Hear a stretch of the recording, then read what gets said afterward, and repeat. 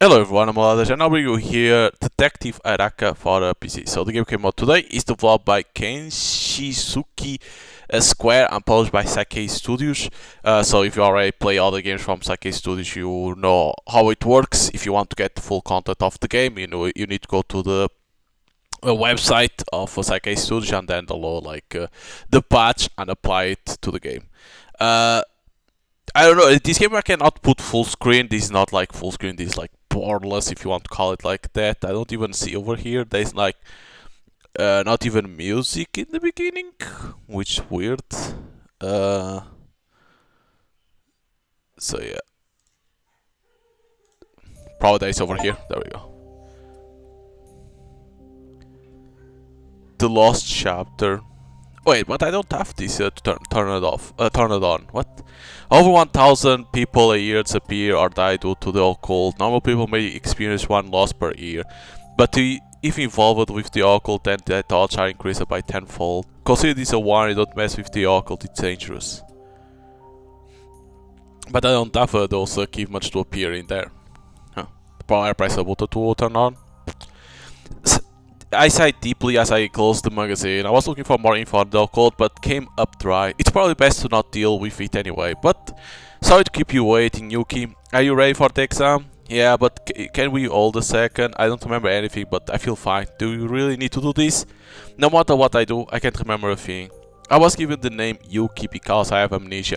I can't remember critical details like location, age, or anything important, so it's just a measure to make things easier for everyone involved. Absolutely, in fact, you need it more in your condition. During examination, we might uncover breakthrough, so we are going to go one step at a time. From what I was told, there was a massive landslide a couple weeks ago. The cause is unknown. Rain and earthquakes were ruled out, but it gets stranger. The landslide covered the whole village of Yinusai, wiping out most of the population, but there were survivors lying on top of the rubble, untouched but with memory loss. So we were one of them? Take your time, you might remember something from an unexpected trigger. Doctor, have you heard from the police? Is there any information as to why I was found like that? No, nothing really. Alright, so then, for example, what if I went to the place where I was found? Do you think I will remember anything? You can't, there's still a risk of more landslides occurring. That doesn't exactly help in recovering your memories. This doctor is a terrible liar, but he's not gonna crack. I can't get any information out of him. It's probably for the best that I don't know. Even so, one, do psychometry. Oh, I need to click in there. Hello, this is Sakura Oshu General Hospital. The Exorcist Association. Yes, thank you for your assistance. No, the patients we are taking care of are mostly fine. Is it true that they are survivors from that village? All of them are missing. Yes, I won't tell him, of course.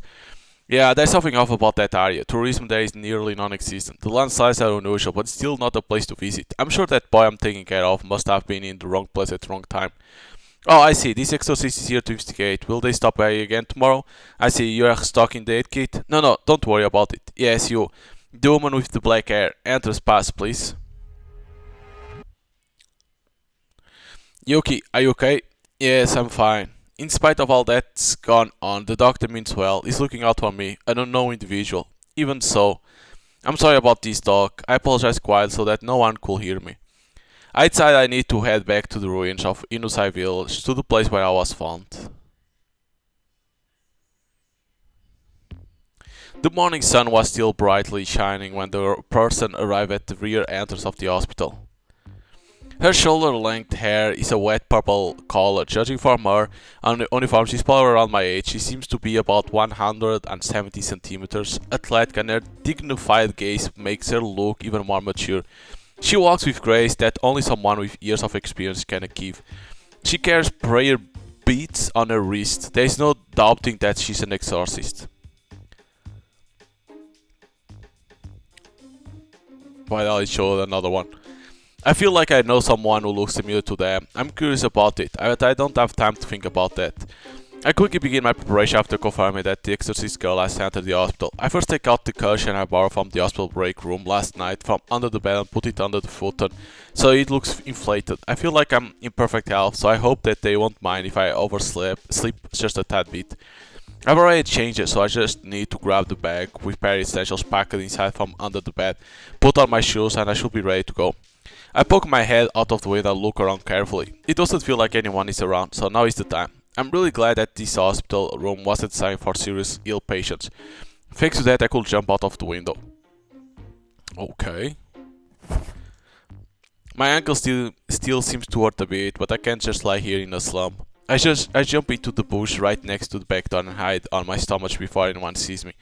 The bush is large enough for a person. You can't see this spot unless you look down on it from above. I just have to wait now. I'll be able to follow that exorcist. Follow her to Inusai village.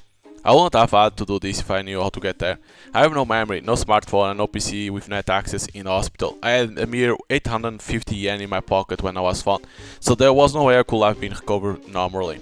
The only people who seem to know how to get there are the doctor and the exorcist, but the doctor will probably be against me going there. I'll just have to tell the exorcist and wait for the right time to persuade her to take me. This was, in short, a terrible plan. It was sloppy and left to chance. What's more, even if I get there, I don't know what's going to happen. But I'm sure I won't remember anything if I don't go. Not a chance in hell I'll be able to recollect anything important. Alright, I'm off. Yeah, be careful. She came out. I hear the hospital door close after a quick exchange with the doctor who I come to see her off. I'll listen carefully to the footsteps and wait for my escape. I think I should be fine now. I quietly raise my body without making a sound and peer outside through the shrubbery. You there, who are you? A string of prayer beads was thrust in front of me and I couldn't move. It was intimidating. No, it's not that it was intimidating. I really couldn't move my body. I couldn't move my arms or legs and I couldn't speak. It felt like I was being squeezed by giant prayer beads. What on earth is this? Or maybe remnants of the delinquent group from the other day? I thought they were on the verge of being cursed to death, so it's not like they are after revenge. Huh. I desperately try to move my mouth, but nothing comes out. This is probably some sort of psychic power. To be able to restrain me like this means they are highly skilled psychic. Look, it was a vengeful spirit that caused your group to fall apart. Can you not speak being restrained like this? I'll loosen it up a bit, but don't speak too loud. She must have sensed that I wanted to say something, so she eased the binding up a little. I scream as loud as I can. Please take me with you! I say don't be loud. Wait, you want to come with me? Aren't you going to the site of the accident in Inusai village? Please let me go too. It hurts. The pressure in my throat hasn't gone away. I have no choice but to plead. I have to persuade her no matter what. You were found there? If I go, I'm sure I will remember something. Please. There's no time for preambles or explanations. I absolutely truly have to go. I understand why you want to, but it's dangerous. I can't just take people there and it's my job to keep normal people out of danger. Apart from my memories, I'm in pretty good shape. Besides, some people have gone missing even while confined to their hospital rooms, right? So it doesn't even matter where I am. How do you know that? The vibe of conversation shifted. The tension makes me realize that even a single breath can be fatal. It's clear that the girl in front of me can kill me in an instant. A top-class exorcist is fundamentally different from the average person. They go through life-threatening danger, make life-threatening choices, and sometimes even take lives. If you want to live a normal life, you shouldn't get involved with demons or exorcists. Somewhere in my head, someone's words come to mind. They must be right, no doubt about it. Huh? Who cares? The restraints are on my right arm, I can't see them, but I can definitely feel the restraints that are there. It only takes a moment to read the name of the person who's in the spell. Her name. You are Yomi Kisaragi, right? I want to get my memories back. I have to be bold and assertive, control the pace of the negotiations. How did you know? Your mission is to investigate this situation, right? I can read what happened in Usai village. Instant psychometry, and it even reveals my name. Should I really take a mysterious supernatural being on a dangerous mission? You just proved that I have no resistance, and that I have been brainwashed. I have no fighting ability, so if you are worried about my paranormal powers, just handcuff me. I know you can't trust me, but your abilities are enough to subdue me. More importantly, you can't ignore the possibility that I could be the key to this incident. Even if you are useful, I still don't know your purpose. I want to go to the place where I was found, read it with psychometry, and recover my memories. Then I'll at least be able to find out what happened. That's why I want to take me there, that's all. I can even make an oath if you like. Isn't there a spell for that? Apparently some exorcists can use magic that is specific to their special abilities. Due to it being so significant, they generally don't go out into the field. For some reason though, I'm aware of it. Even if you are not an enemy, there is a high possibility that the place you want to go is dangerous. Maybe she's not so bad after all. Her words of concern for me cut through the conversation. I really have to go. I have to remember. People have gone missing even when they are being confined to their hospital rooms, right? So what does it even matter? Heck, isn't it safer to have an exorcist accompanying me? I mean, that's not the point. You know full well that this is not what I'm talking about. Think about the danger of taking at-risk person somewhere dangerous. That's how she sees it from her perspective. She's naturally more concerned about the safety of others than her own safety. She's a really good person for sure. So I apologize, but I'll have to use you for my advantage. You can get rid of me when we get to the scene of the accident, or you can use me as bait, but I will tell you all the memories I read too. Even if you leave me here, I'll try to find a way there myself. I want to get there as soon as possible. Please, I beg of you. As long as you do exactly as I say. Yes. But about that one, that girl, is like, is she in our head? It's weird. The bus is shaking, the road is extremely uneven, with three roots sticking out. The old body of the bus creaks and grows constantly.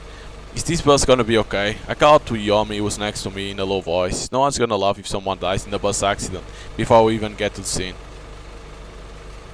It seems to run every week, so I don't think there will be any problems. I heard that the line will be shut off soon because the wheel's gone tall.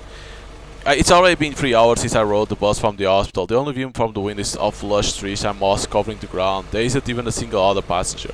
We'll be walking for a bit from the end of the line, so eat your lunch. It's a little bit rude, but Yami adds as she begins to open the rice balls she bought at the convenience store. Following her example, I reach out for my own rice ball as well. The cream puffs I saw on the way look delicious. I think I'll stop by once I finish the shop. Here we go again. I read my mind without even realizing. My right hand is unstable and I have no control over it. Sometimes it reads things on its own, and other times it can't read anything at all. What's more, I can even read things from long ago. To be honest, they are not reliable, if only gloves work. It's hard to control, huh? Yeah. A piercing gaze, it's not surprising not being able to control something like psychometry when it's suddenly shoved in your hands. It probably feels like he's being dragged into all this. Hey. I feel the soft touch of a hand. It took me a sec, but I realized that Yami has taken my hand. What's up? Yami has a strained look on her face as she strokes my hand and rests her forehead against mine. Honestly, I'm feeling nervous. Yami's hands are smaller and softer than I thought they would be when I actually touched them, and her warmth and profile is just so beautiful. I see. I get it. Huh? What exactly do you get? Yami lets go of my hand and I quickly get my breath. Thankfully, Yami doesn't seem to notice that I was acting strange. Reading isn't the ability of your right hand. Perceiving is. It's not a receptor. Think of it like a feeler, a sensory organ. It's probably not a mind-reading demonic eye that can see by looking, but a cursed harm that could affect reality by touching. Like a mirror, something that can reflect the world. If you get bad reading, is it possible for it to even work if given power from elsewhere, or even interfere with? In theory, the arm itself could change the world by touching things. Yummy? Yami starts talking with a serious look on her face and seems to be engrossed in thought, but to be honest, I don't understand half of what she's saying. Basically, you have two main problems. You have the wrong image in mind when using your ability, and you don't have enough life force or spiritual power to activate your ability. I see. Well, the former may be possible, but the latter is pretty much useless, right? Apart from the life force, I don't think I have any spiritual power. If I did, I would have been a bit more useful. When someone has a super ability, their spiritual power capacity are usually high. It's ironic to say, but you really don't have a knack for this. It's pretty amazing for someone with special abilities. I've never seen anything like this before. Please don't look at me like that. It's upsetting. I'm not planning on being a psychic or anything. It's just something I can do. You've been using life energy to use your psychic abilities. However, that's not properly suited for using psychic powers, and the conversation efficiency is poor.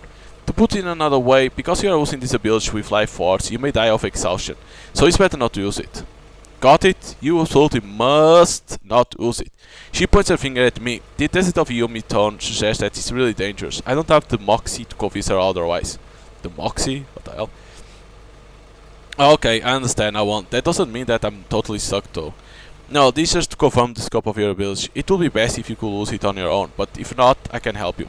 Well, maybe I'll give it a try. Good, she says while handing me a rice ball. I guess she's telling me to try out with this. First, close your eyes and concentrate on the sensations in your right hand. Consider the shape, temperature, softness, and texture of the object. Try to remember each of these things one by one. I close my eyes as instructed. In the dark, the only things that occupy my world are the sound of the bus shaking and the sensation of my right hand.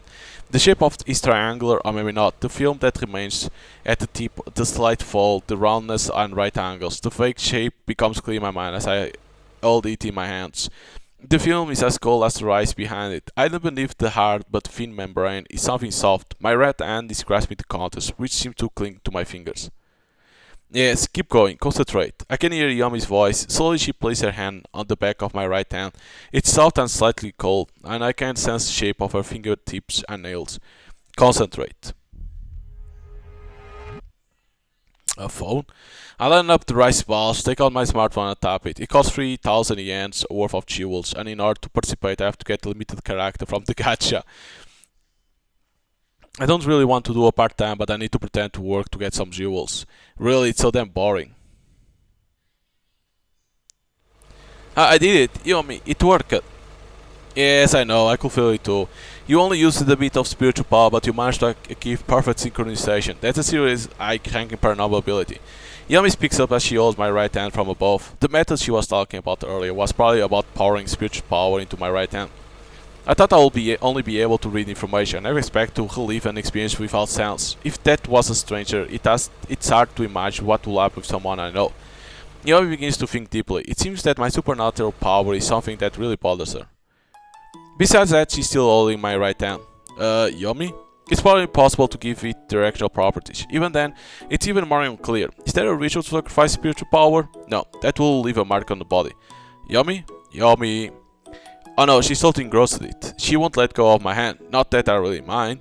In fact, it's actually quite pleasant to feel Yumi's white, supple hand and her slightly cold body temperature. But that's exactly why it's good, and it makes me feel kinda guilty. What should I do? I should shake my hand to lose them.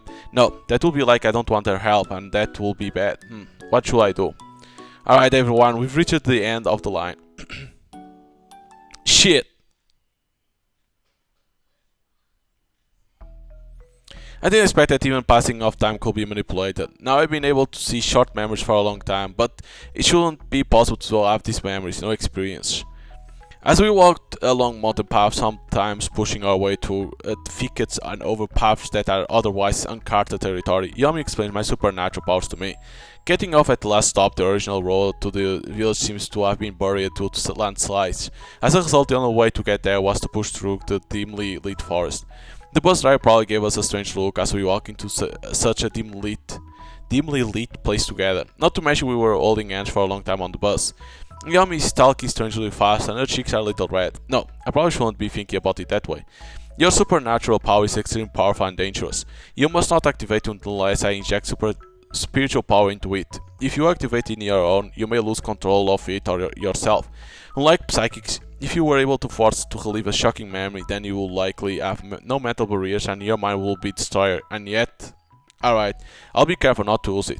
You were telling some pretty harrowing stories. To be honest, I think you were taking some pretty serious risks when you were in the hospital.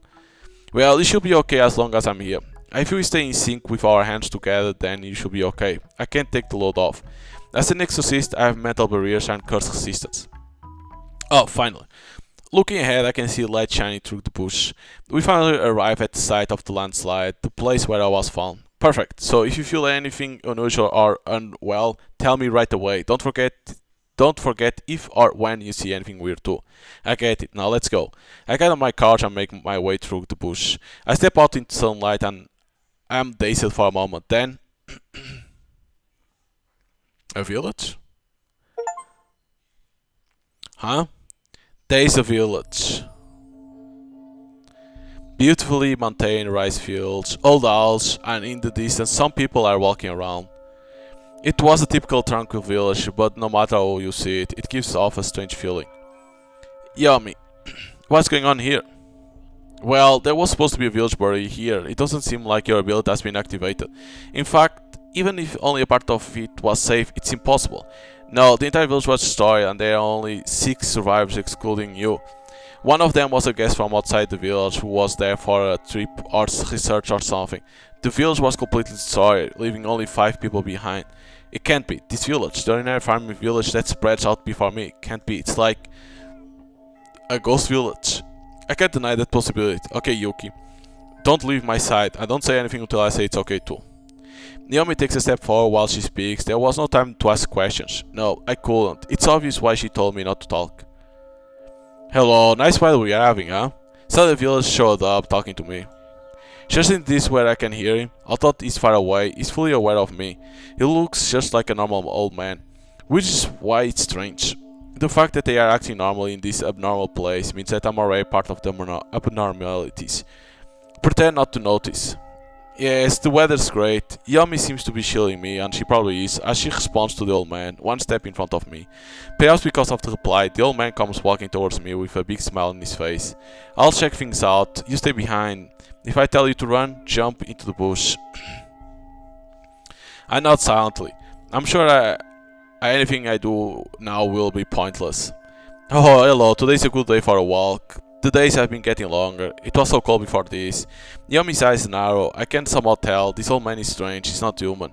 He just seems lifeless. It's not that he looks pale or slow. He just doesn't seem alive. The mornings and evenings are harsh. The cold is unbearable. We are now in the period between summer and autumn. There is something strange about the old man's response to Yumi's question. The winds are getting cold, so it's probably coming from the east. Yami says this while pointing north. Everything's out of whack here. Yes, it starts to feel like winter. However, the villager doesn't seem to notice the discrepancy. He just keeps giving flat response and continues with the conversation. I probably need to warm up. Well, I'll be off. Take care. Yes, be careful, young lady. Yami turns around and starts walking away in silence. I want to ask her questions, but she told me not to speak, so I follow her in silence, trying to keep close to her. What was that villager from before? No. What on earth is this village anyway? Naomi walks on the outskirts of the village, keeping her distance. She continues with the strides like she has an idea of what's going on. Where on earth is she going? There it is. She mutters this in front of a nondescript bush. The view of the village from here is the same, and there... Aunt? What that means.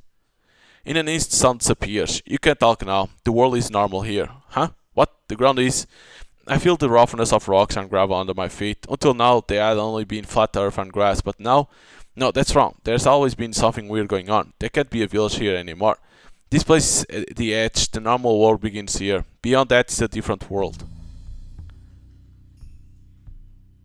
Ooh. Other world. A different world. An abnormal world. A strange world created with strange rules that deviate from the normal world.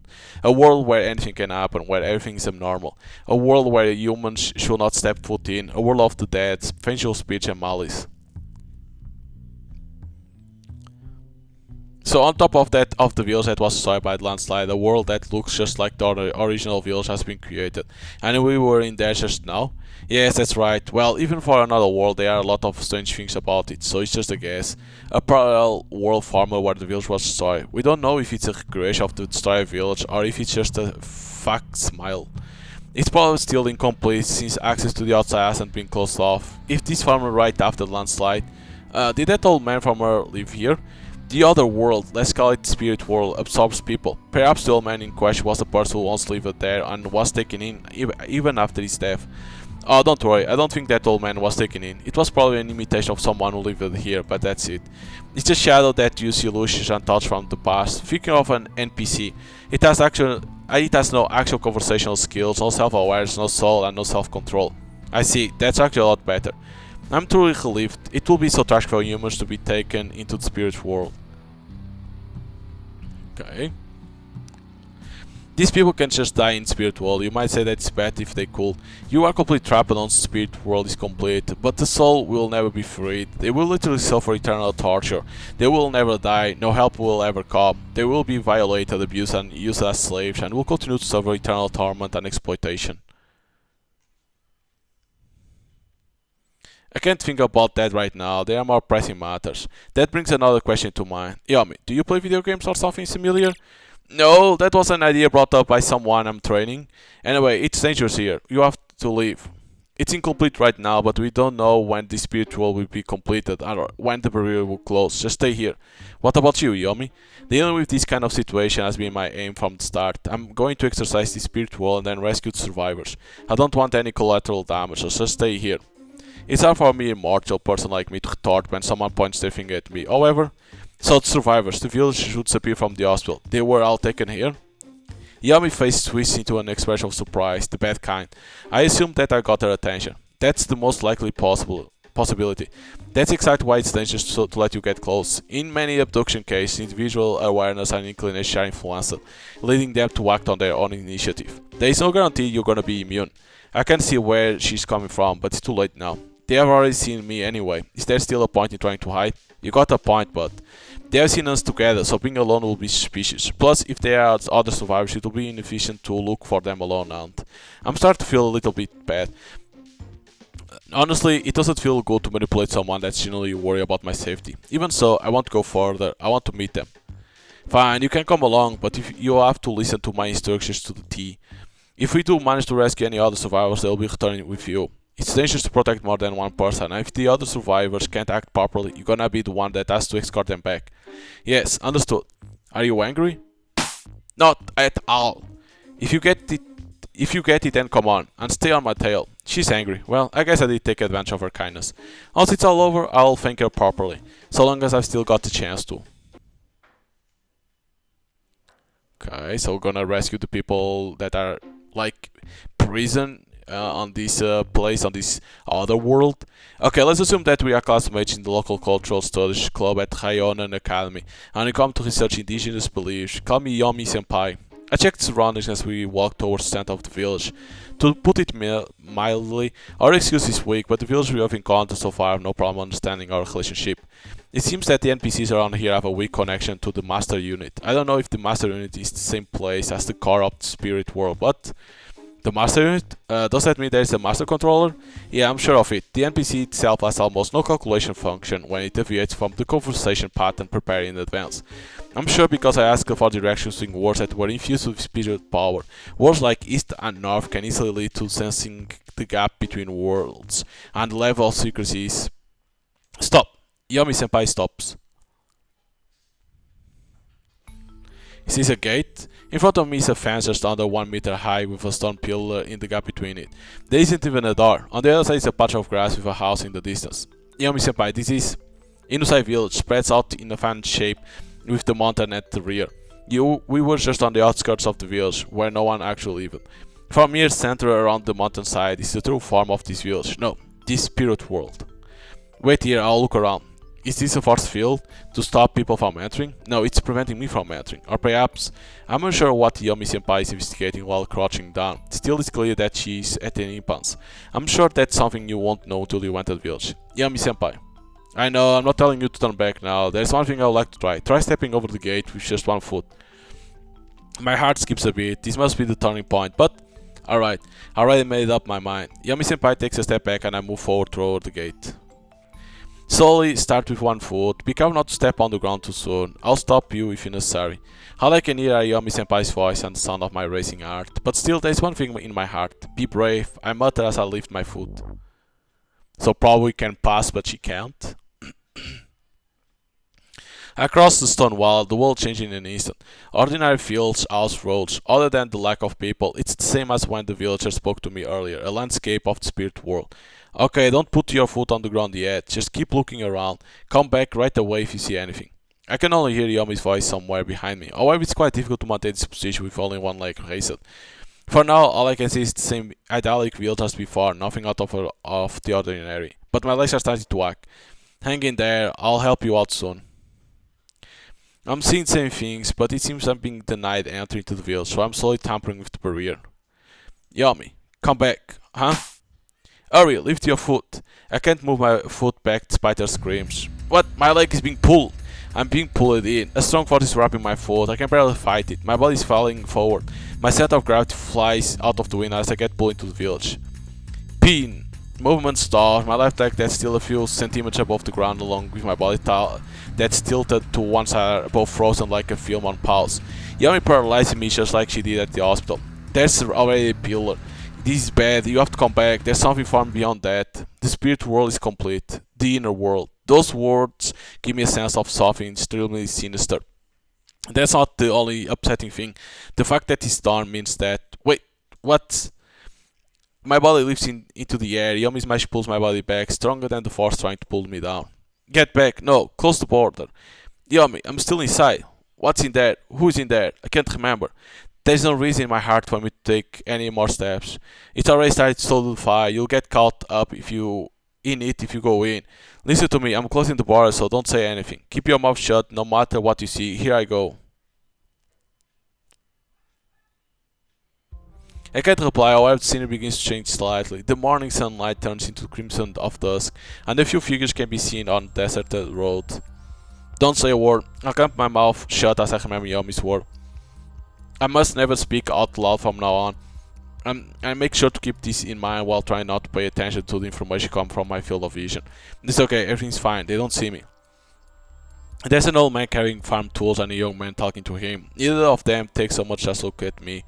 And an old man is walking behind them holding a leash and he doesn't notice me either. But at the end of that leash...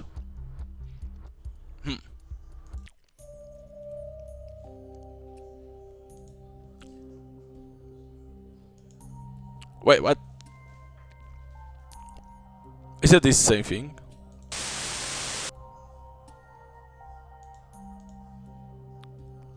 Wait, what?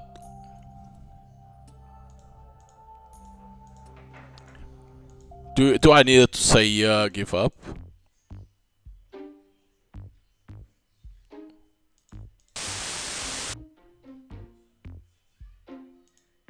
Because this is the same thing. No. I'm sorry. This is supposed to be the first time we had this conversation. Something off here. I'm feeling a sense of deja vu. It definitely feels familiar. Some of them are the same. I'm sure around this time the door opens.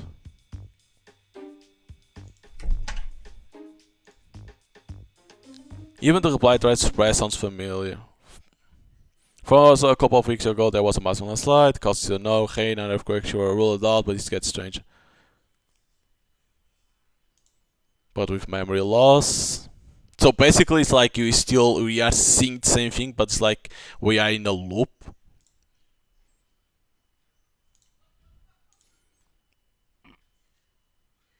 So for them, for example, if I went to the place, remember, you can't, that's still... Okay. That's a lie. This dog is a pretty bad lie. I know they're keeping something secret. There's no need for psychometry. I know all survivors in the village are missing that something is wrong with the village and that in a week it will be too late. What or who I can't remember. I just know that I don't want to give up.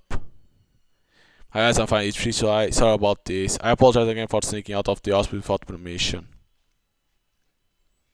So basically, we are leaving everything again. Basically, the game is skipping everything. It should be right here. Oh wait, but this time we are not with her, with Yomi. After getting off the bus with my patch, I continued to push my way through the forest, trying to ease my fatigue by talking to myself. The broken tree branch and crushed plants give off a terrible verdant smell. I've long since given up swatting the annoying flies. Hahaha. This reminds of stories of people getting lost in the woods and never being able to come back or getting spirited away. This seemingly light forest feels completely otherworldly. I don't remember it being this hard. It was probably around the time I got on the bus that I started to feel a strange sense of deja vu. It was like something should be there, like someone wasn't there and it's too lonely. I want to say thanks. I'm thinking someone and I can't even recall their face. All I get is this uneasy feeling. They must have been a really good person. So basically he remembers like the part of the bus, the part of the hospital, he doesn't remember of Yomi. But now there it is, a gap in the forest, a place where light shines through. I must go beyond that. There should be a village over there. The site of the landslide, the village that was supposed to be buried under the rubble. I passed through that spot out of the forest. What the? What I saw there is undoubtedly real, the remains of the landslide, rolling rocks, hard soil, and the debris of collapsed house as far as the eye can see. It goes all the way to the mountain that self-collapsed, exposing the layers of earth that caused the accident. Why? Obviously there was a landslide here, the village was destroyed and there is nothing left, so this is real, what I'm supposed to see. That's why it's strange, what I'm looking for isn't here, that's what's making something so normal look so off. I have to find them. I kicked rocks rolling under my feet and take a step forward. I can't afford to be discouraged. I have to start looking. I just have to start looking even if I'm going blind. And maybe if I used psychometry in my right hand, maybe. Your supernatural powers are extremely powerful and dangerous. The image of someone trying to stop me flashed in my mind. You might lose control if you overdo it. Still, I won't hesitate. Without any mental barriers, your mind may burn out. If that were to stop me, I probably wouldn't be here. It kind of makes me sad that the voice echoing in my head faded away so quickly. I push on, shake it off. This is the deja vu is strong. I raise my right hand to what appears to be a barren wasteland all around me. I can't read anything, but I feel something. All I can remember was what I was taught. Sorry, senpai. While I apologize, I grab a bit and lift it up. Is this a gate? What appears before me is a fence less than 1 meter high and a stone pillar in the gap between them. There's no door, and beyond it is nothing more than a patch of grass. This is the boundary. Should I pass through? If it's here, if this is really what I'm looking for, I can turn back. And if I turn back, surely in about a week, surely I'll be able to live a peaceful life like this never happened. Things will be different from now on. If I step over this point, I'll never be able to go back. Nevertheless, I have to be brave. I cross over, the world changed in an instant. The countryside, houses and roads are just like any others. There are only a few people in distance. This is just a normal farming village. This looks familiar. There's a terrifying or horrifying sensation of deja vu. It feels like the people aren't people. A very concrete texture of fear and loathing superimposed on this mundane landscape. Now, what should I do? I can't afford to do anything careless. The number one thing I want to do is avoid drawing attention to myself. If I really want to escape, then I will need to question the villagers, but I'm hesitant to even do that. Well, actually, are these villagers even human? Hiding in the shadow of a small roadside hut is what looks like a pump house. The villagers working there seem like lifeless husks. Their eyes are empty and unfocused. Their steps unsteady, and they look as if they might collapse. If you really watch them for an extended period of time, it will seem like they were just pretending. This realm uses shadows and illusions from the past. In other words, think of these people like NPCs in a video game. I can't investigate anything further. I guess I have no choice but to sneak into a place where I can get some information using my psychometry.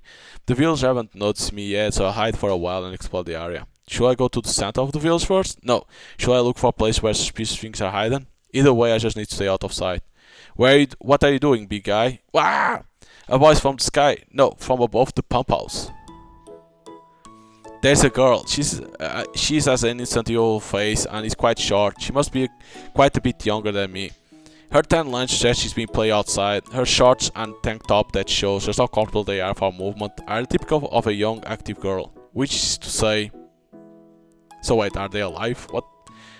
I consciously avert my gaze. Taking a look at the pump house, it seems to be about only 2 meters tall, and unlike a residential house, its roof has almost no slope.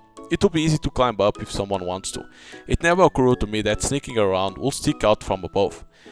I can't hear what you're saying, hold on. Probably sensing my bewilderment, Jesus Christ. The girl leaps off the roof, jumping from 2 meters is actually quite a feat, but to her it must be everyday business. She lands gracefully in front of me and smells like a cat. You are not from here, are you? Never seen you around before. Yeah, that's right, it's my first time here. And you are? Now that my cover's blown, I might as well strike up a conversation to gather some information. Anything will be useful right now. I'll say something off about this girl. She seems alive. Yeah, because the other ones are like shadows and she's like alive. She has color at least. Her sparkling eyes, her slightly unusual way of speaking, and her expression that doesn't hide curiosity. She's clearly different. Me, my name is Sana Mizumoto. What about you, big guy? It's Yuki. Nice to meet you. Sana, why were you on the roof? I thought about giving a fake name for a sec, but I don't even remember my real name. I just gave her the name I have right now. It was the safest bet. If someone tells you this to find intruders, run away as fast as you can. Youngsters are not allowed in this pump house. See, the front is locked too. I was looking around, hoping to see if I could at least get a look inside from the roof. I know it's just an old pump shed, but it bothers me because I know I might never see it again once I live here. Once I leave here? I guess it's off limits because they are in giants and stuff. Wait, leave the village? Does that mean when I grow up I'm going to leave this small village? Yeah, I knew you weren't from around here, big guy. Before I answer that, please tell me one thing. There was a landslide, right? Huh? So probably could be that she's dead, but she doesn't remember and she lives in there. And she knows that if she leaves, she cannot see that pump house. You see that? Sana is one of the survivors of the landslide, one of the 6 who disappeared from the hospital. Oh, okay. So she was like basically like it's a kidnapper to here. I was in the warehouse when it happened. Everything was shaking out of nowhere. I thought it was an earthquake, but then the warehouse went all sideways before turning into a wall. I went flying, hit my head, and got knocked out cold. I was in the hospital when I came to. Found she was barely injured. Still, it's hard to imagine what this child must have felt after losing the village she was born and raised in. The people around her gone in an instant. It was a tragic accident that took place in reality, but for some reason this child is still here. After several days of crying in the hospital, she calmed down a little and finally fell asleep one night. Living here just feels right, you know, but if this is a dream, I want to wake up. Though I'm pretty sure I don't like living here. A landslide of unknown cause has left many dead and injured. Amidst all of the victims, the only one who was not injured was a young man with amnesia. What if, just what if, he had forgotten his own actions? Hey, big guy. Oh, sorry, I zoned out for a second. What were you saying? I said we should go down to the square. That's where most of the decent people hang out when they got a bit of free time. I assume normal means real people and not the NPCs. In other words, the 6 survivors who, like Sana, disappeared from the hospital over the past week. Everyone else seems to be in the same boat. I was supposed to be resting in the hospital, but I was here when I woke up and I couldn't even leave. We got a stranger who looks just like a person who was supposed to be dead, and even though he looks like he can talk up a storm, he can't. We have managed to get everyone who understands, but it's still weird. Honestly, if that exorcist lady hadn't come around, I would have been scared up for my life a while ago. I see. Wait, what? There's an exorcist here? You don't know? Aren't you one of them exorcists too? She said that reinforcements should be coming in soon, so I just went ahead and started looking. She said that a reliable exorcist who specializes in this kind of stuff, I think we got the wrong person. Huh? I mean, maybe it's possible that I was an exorcist, but I think I need to explain things to her first. So, could it be that she replaced us? Ah, gee, I was so happy for nothing. Sorry about that. I understand why she will be disappointed. It's easy to feel let down when you think someone has come to help you in your time of need, but it turns out they aren't the one who you're looking for. However, leaving me here will just cause more problems. We decided to head into the village square to see what the exorcist had to say about all of this. You really came all the way out of here even though you lost your memory? You know no one can live, right? I expect this to be honest. There are so many stories saying you can't escape once you cross into the spirit world. My thoughts were if I didn't make my way out of here, I wouldn't learn anything. I know that's pretty reckless though. Ha, you really weren't thinking. The way she said that with such bright eyes, but with no ill intent kind of stings. That's kind of cool though. You know, if I just left the village right away instead of complaining, I could have escaped that landslide. Did you want to leave the village? I suppose I left town to go to school. That made me not want to spend my whole life in such a small empty place like this. My papa always says that I shouldn't be going to school and that I should just get back to work and help support the family. Well, that will certainly be unpleasant. That will certainly make her want to leave. He probably never left this village. Meanwhile, this child is getting a normal education at the school and knows the outside world. It will certainly be strange to not rebel against that. We're not too far off now. It's around this corner here. Looks like everyone is here. Maybe she's preparing to escape. She says she was going to work beyond the square. She's pointing at 4 villagers. Okay. Everyone looks anxious, which makes it clear that they have a different sense of being from the other villagers. Hey guys, you all got a second? Oh, and is Yomi here? Oh, it's Sana. The first person to respond was a hunter over middle-aged man. Sana told me about them on the way here. This man must be Kai, the ranch owner. Yomi went further up the road, said she was setting something up. Who's that guy? I don't remember seeing him before. Sana told me that the guy with the beer belly is the village chief. Perfect time to introduce myself. Hello, my name is... Sana, I told you not to wander off alone. My self-introduction was drowned out by an angry voice beside me. Based on their appearance and behavior, it's likely... Dad, geez, don't yell at me. I have to. You know how bad the situation is. You really should be more obedient. So, he's Sana's father. Apparently, Sana's mother died soon after giving birth to her, so it's just the two of them. I get being worried. Even with the situation as it is, it's still kinda embarrassing if he starts lecturing. I can't cut in now completely to interrupt my introduction. No, Suichi. There are other people here too. This young man is Azuki. He's practically the only young man in the village. Sana says he's like a kind older brother to her. Alright, let's stop there. Now then, are you perhaps the exorcist Yomi was talking about? No, I have to explain my situation. However, huh? The world suddenly starts, nothing is the same, everything around us changed. It's as if everything we've experienced so far was an illusion. It's cold and murky as an air of malice envelops everything. The village farm is merely a facade. This spirit world, a world infested with evil, somewhere the living don't belong in, but we have to deal with it regardless. Oh no, a frightened voice comes from beside me, the voice of flesh that instinctively knows it's about to be devoured.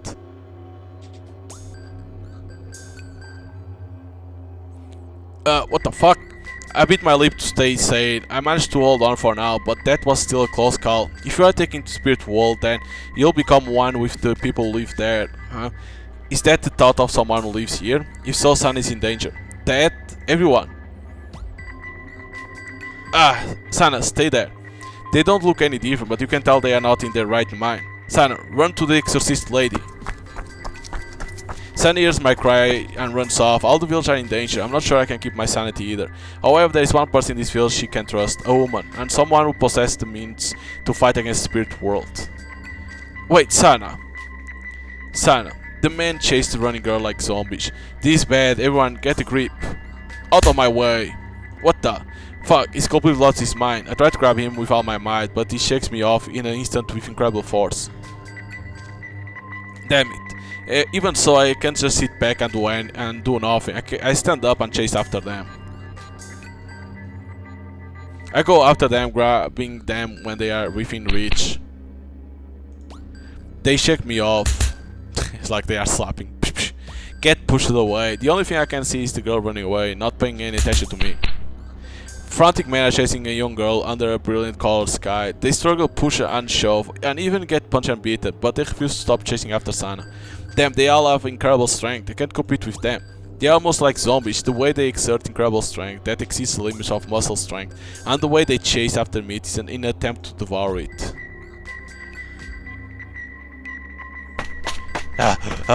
In a nightmare world where Margaret rises from the road and the water is black and rotten, the girl runs. She claims to be the fastest runner in her class, but there's no way she can outrun an adult male.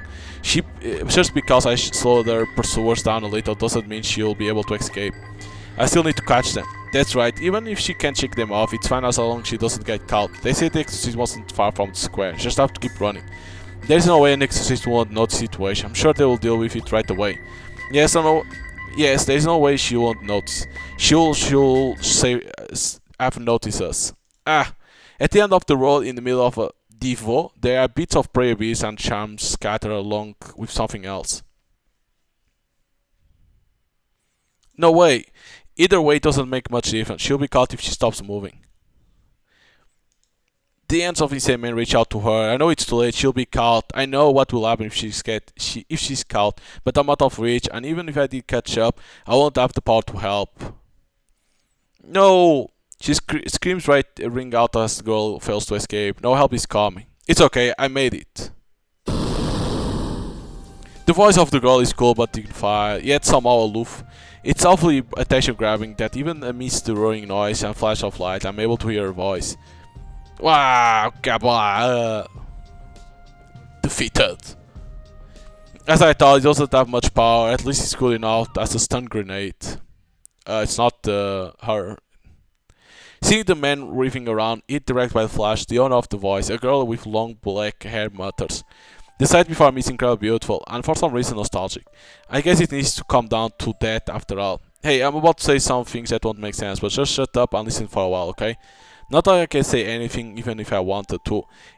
I'm in a constant state of confusion. The situation with this village, the strange, stagnant atmosphere, the man who suddenly went crazy, everything. Still, all of that doesn't matter to me as I'm looking at her. I'm sure of it. The reason I came here is to see her. I can't tell what's going through her head. She takes a deep breath and starts declaring nonsense out loud. The victim is a woman, and the cause of that is shock. It's believed that the murder took place more than 30 minutes ago, but the village who spoke to her about an hour earlier confirmed she was safe then. Additionally, all of the suspects are believed to have alibis because they were in the square 30 minutes before the body was discovered. Alibi. That's the most unsuitable word for the situation. However, the victim was only heard to be safe and was not actually seen until more than 2 hours ago. Then I I discovered this card containing the victim's voice near the scene. This means that the victim had already been attacked an hour earlier, and they pretend to be safe when they call out to each other. Alternatively, the only people who will need to pull off such an alibi trick will be those who were in the square at that time. The premise is wrong, and the process messed up. In the first place, in a place ruled by the occult, any method should be possible. If you belong to the occult, you can cast a curse on someone far away while still being in the square. Creating alibi is something that only ordinary humans can do. It is a logical construction that is only permitted in a mysterious setting where the premise is that they are not suspects with psychic powers. This is a different dimension ruled by the abnormal, an aura that defies logic. This kind of logic only applies in the world of mystery. On the other hand, if this place is a world of mystery, then it is not abnormal. One can only behave within the bounds of knowledge. The culprit is among us. She declares an oath that exudes a will that can redefine our world. At the same time, the world returns to normal. The brilliant clouds that cover the sky clear, and the maggot-infested ground returns to normal as the country road. Without a doubt, she prevented this village from turning into another spirit world. She came here not only to save Sana, but also to resolve all abnormalities in this village. Who are you? Beautiful, dignified, delicate, and somehow ephemeral. She answers in a way that pierces my memory deeply. Araka. Now this has voice. I'm Araka Ihais, a detective. I specialize in this sort of thing. But they say yummy and it wasn't. And it ends like this. When you find her, this girl, it ends like that. Of course, this version, the Steam version.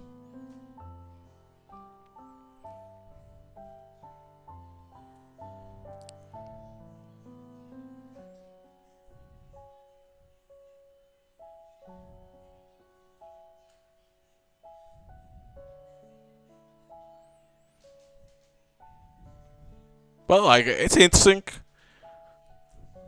Of course, to see more you need to get the patch, but it's an interesting game because, like, you get to loop and you think they talk about Yomi, but it's not Yomi, it's this girl, Araka. That was, like, in our mind. Oh wait, there's more? Wait, I thought there was the end because it's showing credits, so probably that was, like, starting? What? What happened? Sana came to the plaza then. Okay, so there's more. I thought that was the end because it was showing credits and everything. I was like, okay, probably it ended, but no. Alright. You found a way to let me explain. Araka Ihai's attack, but she was in our mind before we got deja vu. I'm here at the request of Yomi Kisaragi, the victim whose body was discovered earlier. The victim whose body was discovered earlier. Okay. I think that this village is now in the world of a mystery novel. Let's rewind. A girl named Araka arrives in the village. After evacuating Sana, she explains the situation. All the men in the village are knocked unconscious, but we'll skip that for now. Normally we'll exercise the cause of the otherworldly transformation before it happens or destroy the car after it's transformed, but once the Inusai was established, it's over. No time to find a cause. Strictly speaking, it's not a barrier but a type of incantation. It restricts not only the enemy's movements but your own abilities and movements as well. The dark powers of a shrine maiden. Basically my goal was to limit the abilities of the world. Some mystery novels were used to impose a rule of occultism does not exist to make things easier. For example, a tentacle monster will emerge from all over the place, or giant monsters will fall from the sky, or just like earlier, all the man's mind will be contaminated and controlled. She just gave a bunch of absurd examples, but it's not unusual for such things to happen in this village. No, it's not a joke or an exaggeration, it's normal for these things to happen here. Contradictions to the rules weaken things and will be considered violation.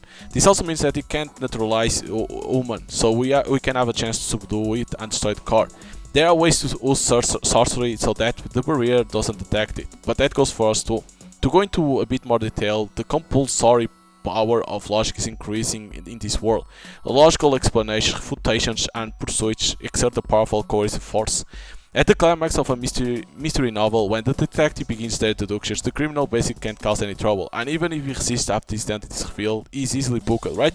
That's how it is in this world. The pursuit of logic is given effective coercive force. In other words, it's a world where reasoning and debating are more important than rampaging through the occult of or supernatural powers. That's right. This is another example of weakening caused by breaking the rules. The rule is that logic cannot be ignored. I see, so that's the world of mystery novels. So there are three important things. This is important. There are two ways to cancel this spell. First, the passage of time. The effectiveness of this spell will gradually decrease even before it is completely lifted. In a few days, the main individuals will probably revert back. The more time passes, the more the magic breaks down, and the world becomes more obscene. So there's another way to release it. It involves doing something that's impossible for humans to do. Huh? No, you'll be weaker if you do that. To be more specific, the events that can occur in this world are, in principle, limited to results that may not be occult. As long as they fall within that range, the actual means can be anything. In order for the castle to maintain this world, they must be able to prove that the results are feasible for humans. Locked room, murder, work of occult, white trick, most outbreak, work of the occult. Well, let's take a locked room murder for example. Say there's a gap in the window and you can create a locked room from the outside using a wire or a magnet. At the same time, you could get the same result by casting a curse on someone from behind the door, right?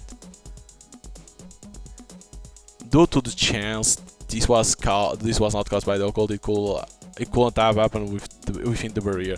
Due to sure chance that it is the occult, this will violate the rules of the barrier. So when an incident occurs, the caster, the detective, must solve the mystery. Only then can the means that produce that result be refined. If I point out the white trick in the puzzle and prove that a locked room can be created without the occult, then there is no problem. It doesn't matter if they use magic or psychic powers. The important thing is to prove the existence of matters other than the occult. If we do that, the occult does not exist, the rule will be maintained and the method point out will be true. The message content will... If the mystery can't be solved normally, then there is a possibility that this locked room is easy to work of the occult. It will be deemed to be the result of a supernatural phenomenon. In other words, the rule that the occult doesn't exist can no longer be maintained. But can't we use the occult abilities so a case that can't be proven is against the rules? That's where the mystery novel comes in. It's not against the rules until you commit a seemingly impossible locked room murder. Even if the actual method is an occult curse, if the result is simply a locked room murder, then it is possible. Furthermore, the burden of proof lies with the caster to prove that any resulting effects are caused by a human. Basically, if a strange phenomenon is on the border between mystery and horror, it can occur without any restrictions. Then if it does occur, it has to be explained logically. That's right, in exchange, if we can prove it, it will strengthen the curse. The time limit will be extended and restrictions on its use in the occult will also be strengthened. If we can completely strengthen this barrier, the core of the spirit world will be completely exposed, and that's how we win this battle. We move when an incident occurs. If we win, we'll have immediate advantage, but if we lose, we'll be defeated. Okay. The hell? Did you see on the news how many people survived when this village was destroyed by a landslide? Yes, there is 6 of them. Sana, Suishi, Chief, Asuki, and Kai. And also I haven't seen them yet, but apparently there's a writer. If you include me, there's 7 people. You're fine. There's some investigation data available, and if you've been under surveillance, you are the only one we know everything about, so you're not the culprit. That's kinda concerning, but I'm glad that they confirmed that I'm not a problem for them now. So here's the thing, there should be 5 rescued survivors excluding you, huh?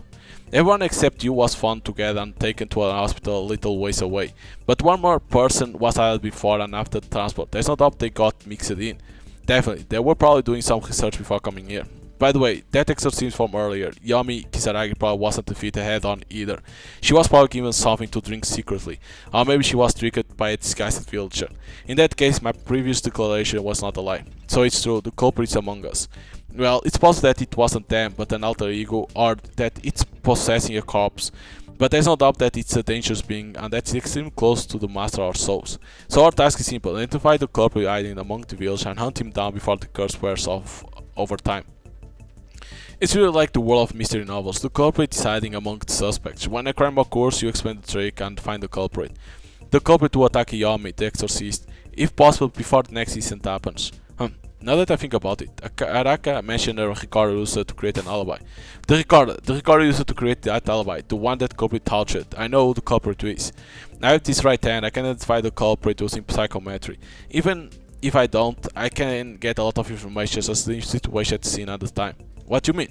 I explained to her powers of my right hand. I know how it works. I have no problem turning it on and off. Now with this, my god, you actually can get all the information at once. This is the ultimate trump card. As long as the culprit touches something, the case can be solved in an instant. Okay, let's get started.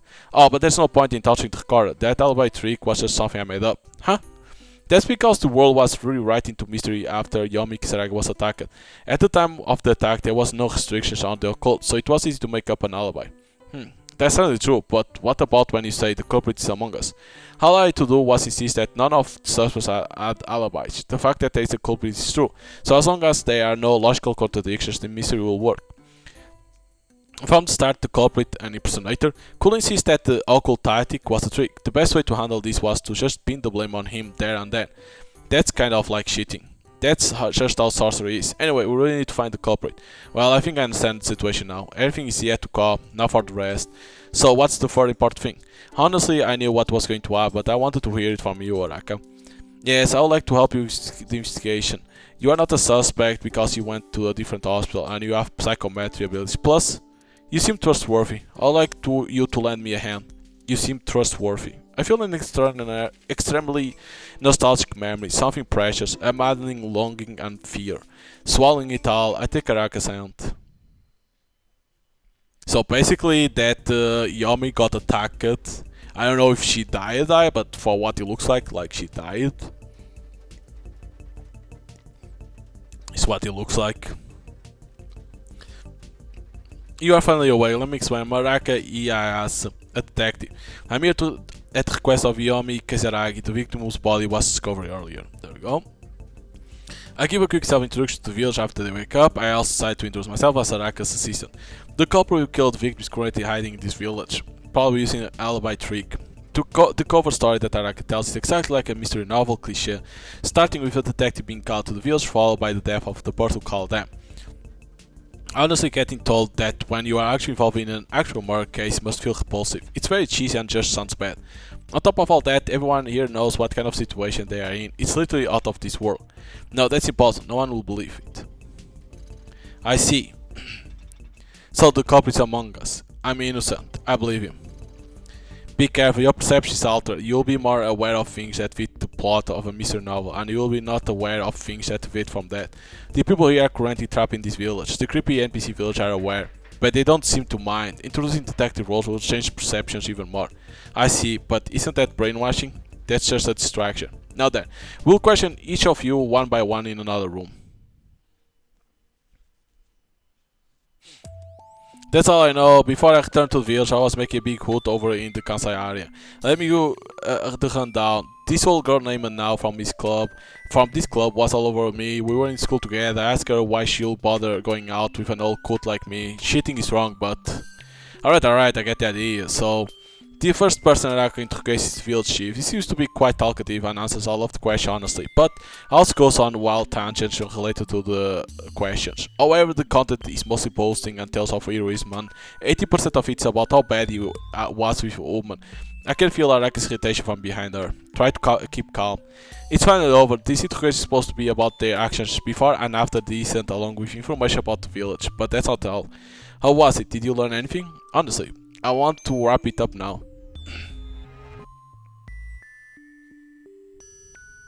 A memory pops up in my mind of the village chief prostrating himself to a girl at the club. I can't sense even a hint of any intent of deception. What's been saying so far matches what I see in this memory. It's clear, he's been telling the truth this whole time. The entire integration is set up so that I can perform psychometry, a body check, checking for scars, taking a pulse. I make up some appropriate reason and touch the subject with my right hand. If we can read memories for a certain length of time, we can roughly determine the timing of the incident, what Yomi was doing when she was attacked. Even if I can only see what happened recently, I can definitely see if they are lying. Plus, if Araka is being manipulated, I can see straight through it. Nothing I get from him seems suspicious from before or during. I can also see what's subject and actually concrete. They are all things that he sees, so I can't mess this up. This way we can determine if they are contradictions, even if they are brainwashed. In this case, there's no doubt that she wasn't being brainwashed, probably by Araka though, to get him to stop talking. So the chief is innocent. Man, I'm exhausted. Yeah, it's clear, definitely not the culprit. It's clear what was on his mind though. What do you think, Araka? Maybe I can give you a hand? Just the two of us? That's all the time I need from you right now. Thank you for your cooperation. Please don't be too friendly with me. Next person, please. What's wrong? Is there something suspicious about that guy? Araka is uncomfortable, but it doesn't seem to be because of the incident. The fact is that Araka is an attractive girl, so it's not surprising that there will be a man interested in her as a woman. Luckily I'm in the clear, I just happen not to be suspected of being the culprit. I also have this useful skill to help her out. Araka and I are just strangers that met an hour ago. Really? You are such a terrible person, big dummy. You were so passionate. What's wrong? I hear overlapping voice. I should not be, but the two voices feel natural. Something, I'm forgetting something. Hey, haha, Coraja, hey, I guess you'll be cherished that. I had a precious reunion on a chilly night. I received something important that day. I can almost remember something. Hey, have we met before? What a time to ask something like that. That was probably a bad move. That cold stare says everything. I need an answer, but not right now. I feel like I'll know the answer right away. Yeah, I was just moving supplies. Yes, the warehouse is on the west side of the village. Second part is Suzuki. He's a relatively young villager, but that seems to do odd jobs around the area. He's tall, muscular, and appears to be strong. Though he also seems timid, and even Psychomat makes it clear that he's extremely shaken. Yup, he wasn't lying. I was able to read memories from a while ago, and there was no discrepancy with the testimony. Thank you for your cooperation, Azuki. He's cool for now. Please let us know if you need anything. That's 4 out of 6 suspects. One of them is Sana, so there are actually 3 more.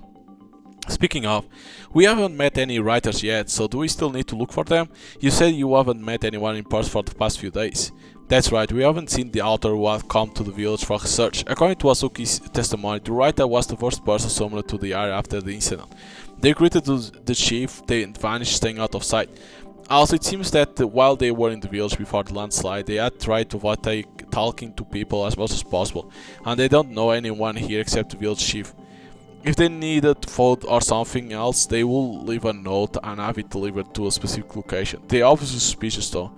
Incidentally, they also have no alibi when Yomi Kasaragi was attacked. Well, that incident happened before the mystery-like binding occurred, so whether they had an alibi or not is irrelevant. Oh, the author's name is probably Shiro. I made an inquiry with a publisher and checked the medical records and other documents that were left in Tokyo. We can pretty much confirm that they were not among the bodies found. It's possible that they are being controlled, but there is zero chance they were being impersonated. I see, so the only suspects left are Suchi and the second being Kai.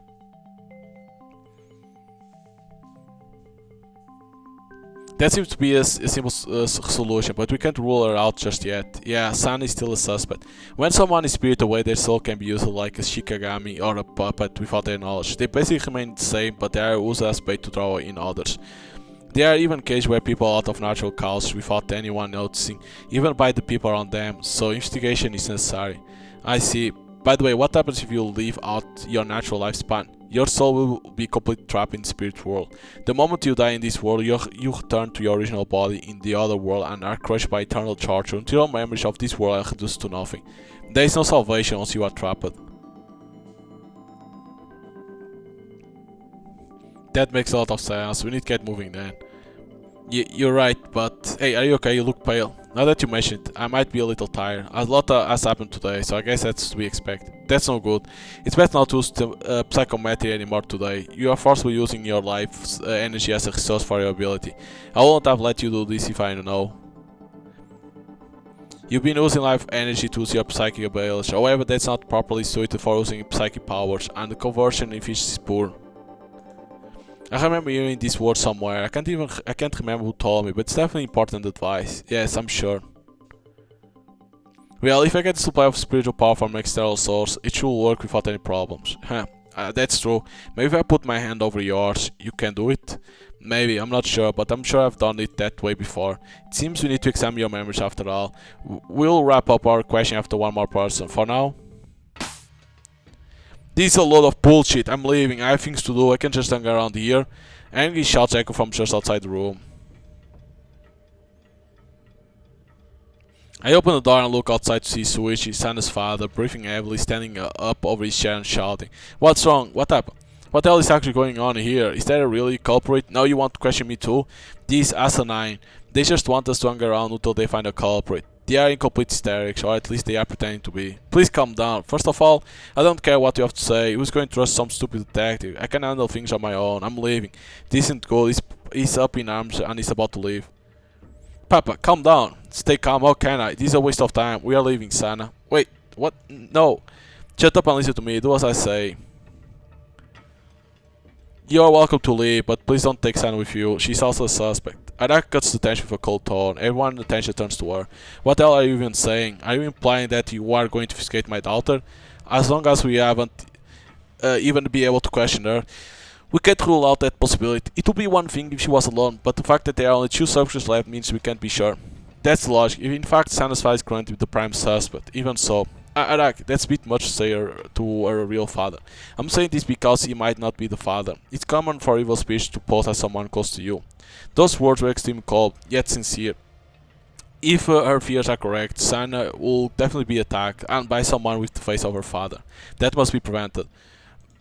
However, if he's not a doppelganger, then his anger is probably genuine. We can't tell anything right now with his face. Wait, this isn't cool.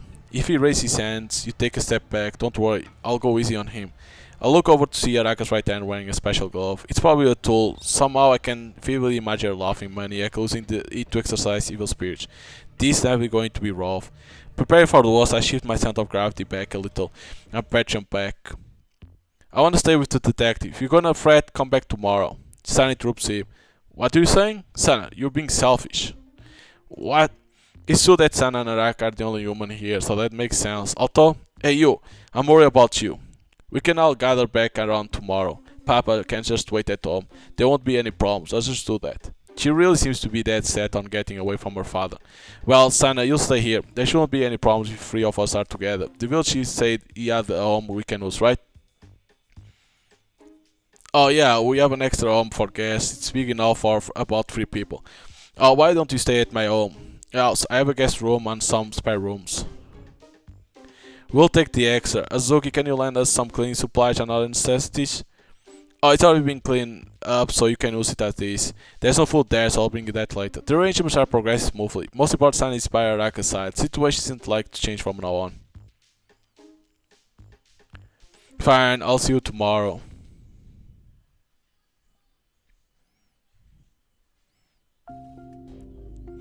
That time when the sky went all wild was so crazy, you know. Araka, Sana, and I went to the spare room provided after all of that commotion. We can finally relax. Sana is probably waiting for us to gather in the living room. She explained to me why she didn't want to be around Suichi, her father. When he was going wild, he was looking at me with crazy eyes, just like everyone else was. It was nasty. He's my real father, but you know, maybe it's not his fault, but I can't be around him right now. She doesn't have to say any more than that. When someone as lively as her gets like this, it's best not to pursue the conversation further. Don't worry, just stay here until everything is resolved. You have nothing to fear. I'm still pretty strong. Araka's words are truly reassuring. Her words carry weight with confidence and are backed by her ability. I'm a little jealous. Thanks, Big Sis. You helped me out that time too, so thank you very much. And to you, big guy. I mean, yeah, I didn't do much, but all I really did was get knocked on my ass. The outcome probably would have been the same, with or without me.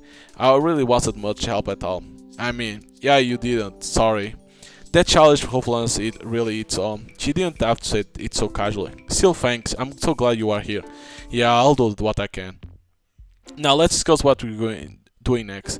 I want to question the 2 people who have been questioned yet using psychometry. But I also want to investigate the village and see what's going on. Aside from Sana and the writer, there are 2 other suspects remain. Kai, who raised livestock on the outskirts of the village, and Sana's father, Suichi.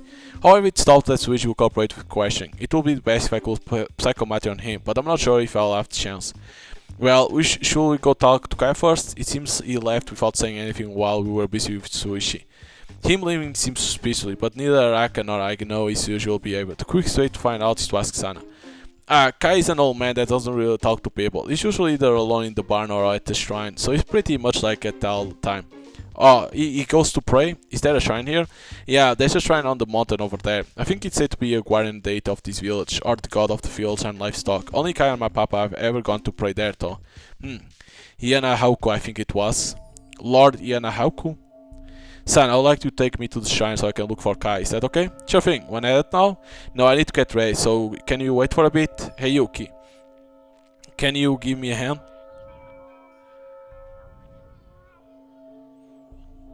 We leave Sana behind and go to the next room, just in case. We are considering the possibility that Sana might be the culprit. I haven't even told Sana about my abilities. Even now I'm only letting her hang around based on the vague understanding that there is a culprit. That time is sure is interesting. The Lord Yanahuku? I read a document about it a while ago.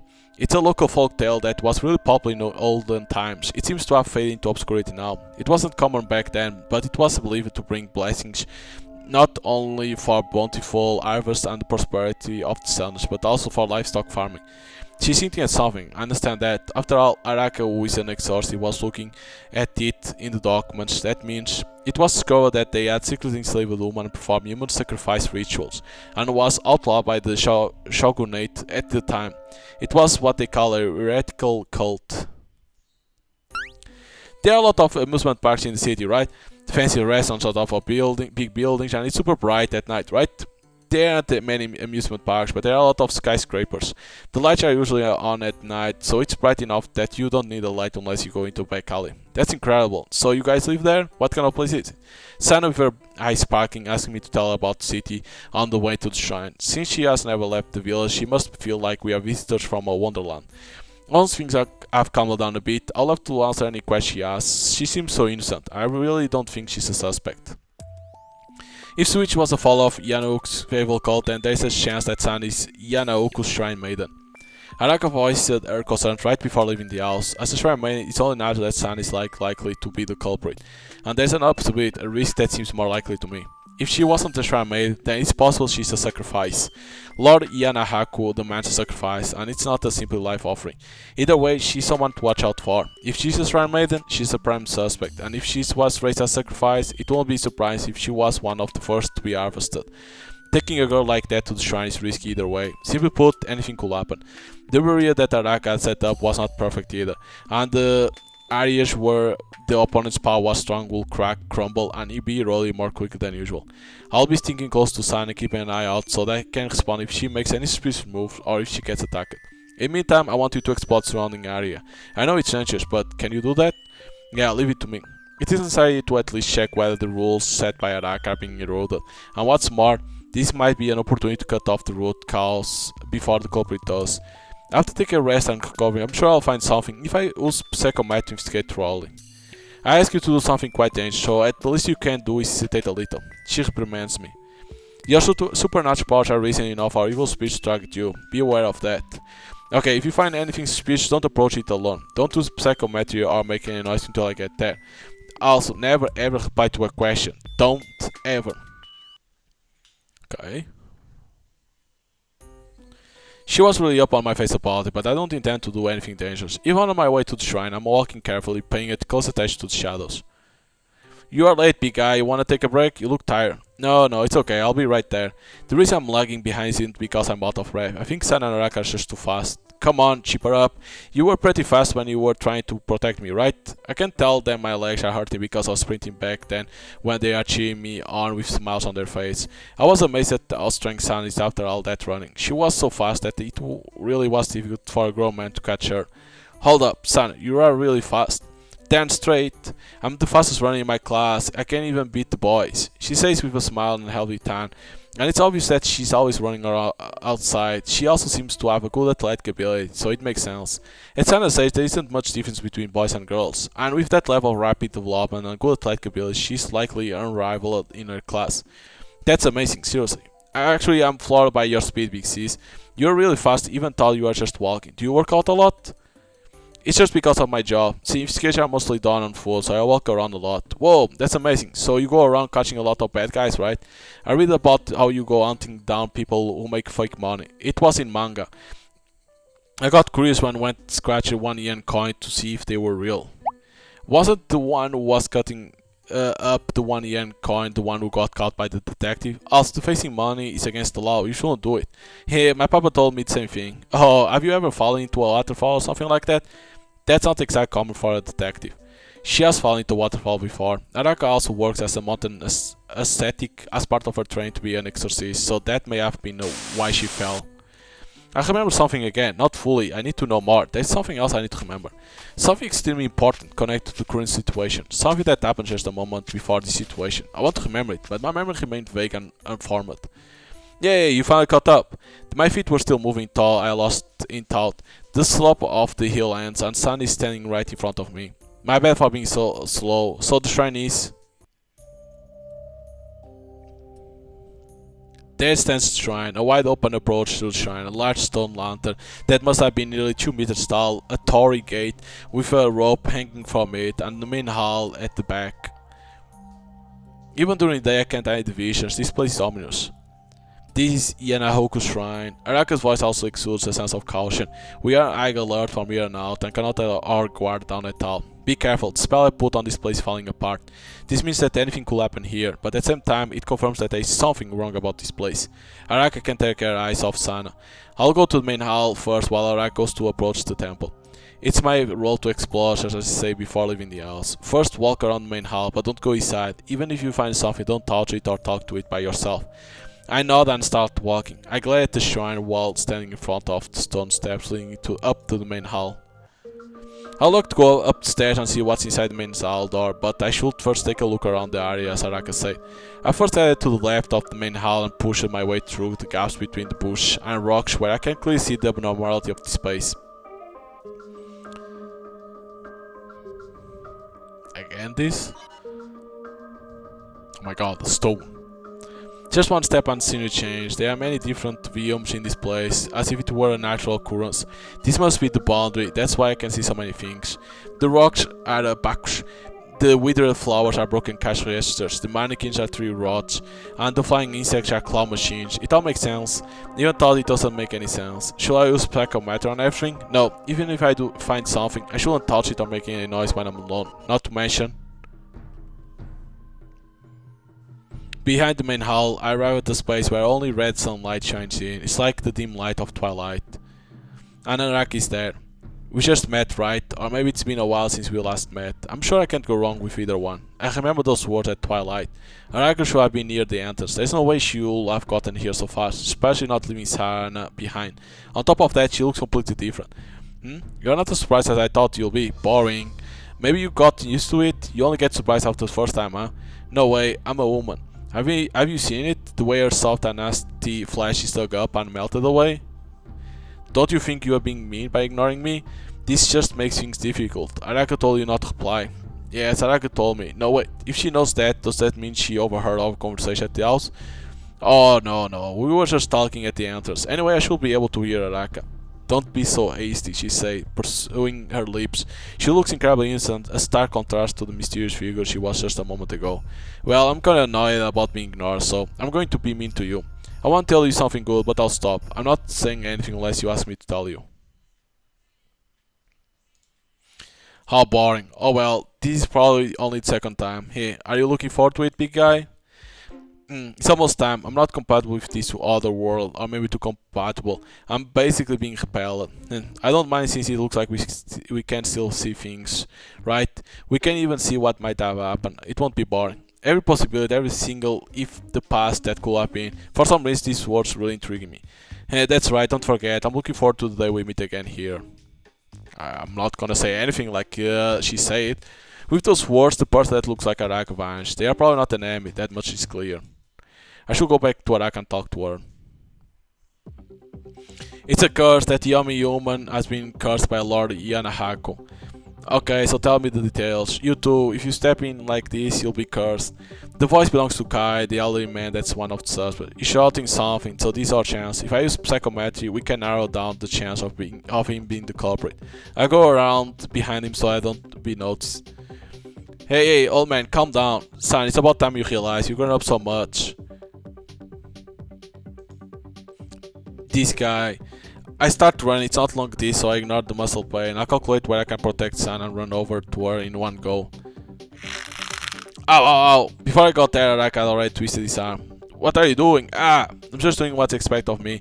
Even if you know the parts, there are many things you shouldn't say. Whoa, you are amazing. You were so fast I couldn't see you pin his arm. San is so surprised that she feels moved. However, it's convenient that she is able to restrain him. I'll run over to everyone else's. Let go, you aren't being respectful to the elderly. I get, I'll apologize to the girl. Ow. Araka ignores Kai's explanation and points to Kai's shoulder with her free hand. I guess she wants me to touch there. Did she stream so I can use psychometry on him? Well, in that case, let's just get over with. Well, I guess the old man was also at fault here. I call out to him casually and extend my right hand so as not to arouse suspicion. At the same time, Araka's right hand overlaps with mine. My hand uses Araka's spiritual power as a catalyst. With both palms, I reveal what's inside this old man. Ah! Big guy, hey, get a grip. I know I'm screaming, I can also hear Sana frantically shaking my body and calling out to me. The part of me that is aware of this is not connected to my body, and I just stare down at myself in shock. The image of Araka's pitiful state keeps spitting in my head. Sana is... no, it doesn't look alright. Sis, you are awake, what happened to him? I'm alright for now, we should wake him up. Oh, thank goodness, I don't know what to do in situations like this. It's okay, at times like this... Gah! I woke up, alright, I was woken up, my stomach hurt so much. But it's not a broken TV. It's not just a punch, but a proper activating technique that forces energy into our abdomen. Amateurs won't try this at home, as there is a risk of internal organs rupturing. Yes, ma'am. Okay. So are you okay? Yeah, somewhat. Indeed, the pain in my stomach from the blow has subsided, and mostly part of the condition I had earlier where I could move my arm and legs as I wanted also gone away. Oh, that's right, Araka. Araka is safe, standing and talking, she's alright. Oh, thank goodness. Well, I'm okay, that was one hell of a response though. Looking more closely, Araka also looks quite pale, or at least not calm. Since her hand was resting on mine when I was psychometric, we must have been reading the same memories together. If these were real memories that Kai experienced, there's no way Araka would be safe right now. Was that really memory, a hallucination, or maybe something else? What on earth was he thinking about? Hey, are you two okay? You two collapsed suddenly, and the old man got scared and ran away. Yeah, I don't know what to do. I can't tell her everything, so I'll try to cover up somehow. Sana, can you please show me around as much as possible? I'll solve this case by tomorrow. Tomorrow? Yes, tomorrow. I'll find the culprit and catch him.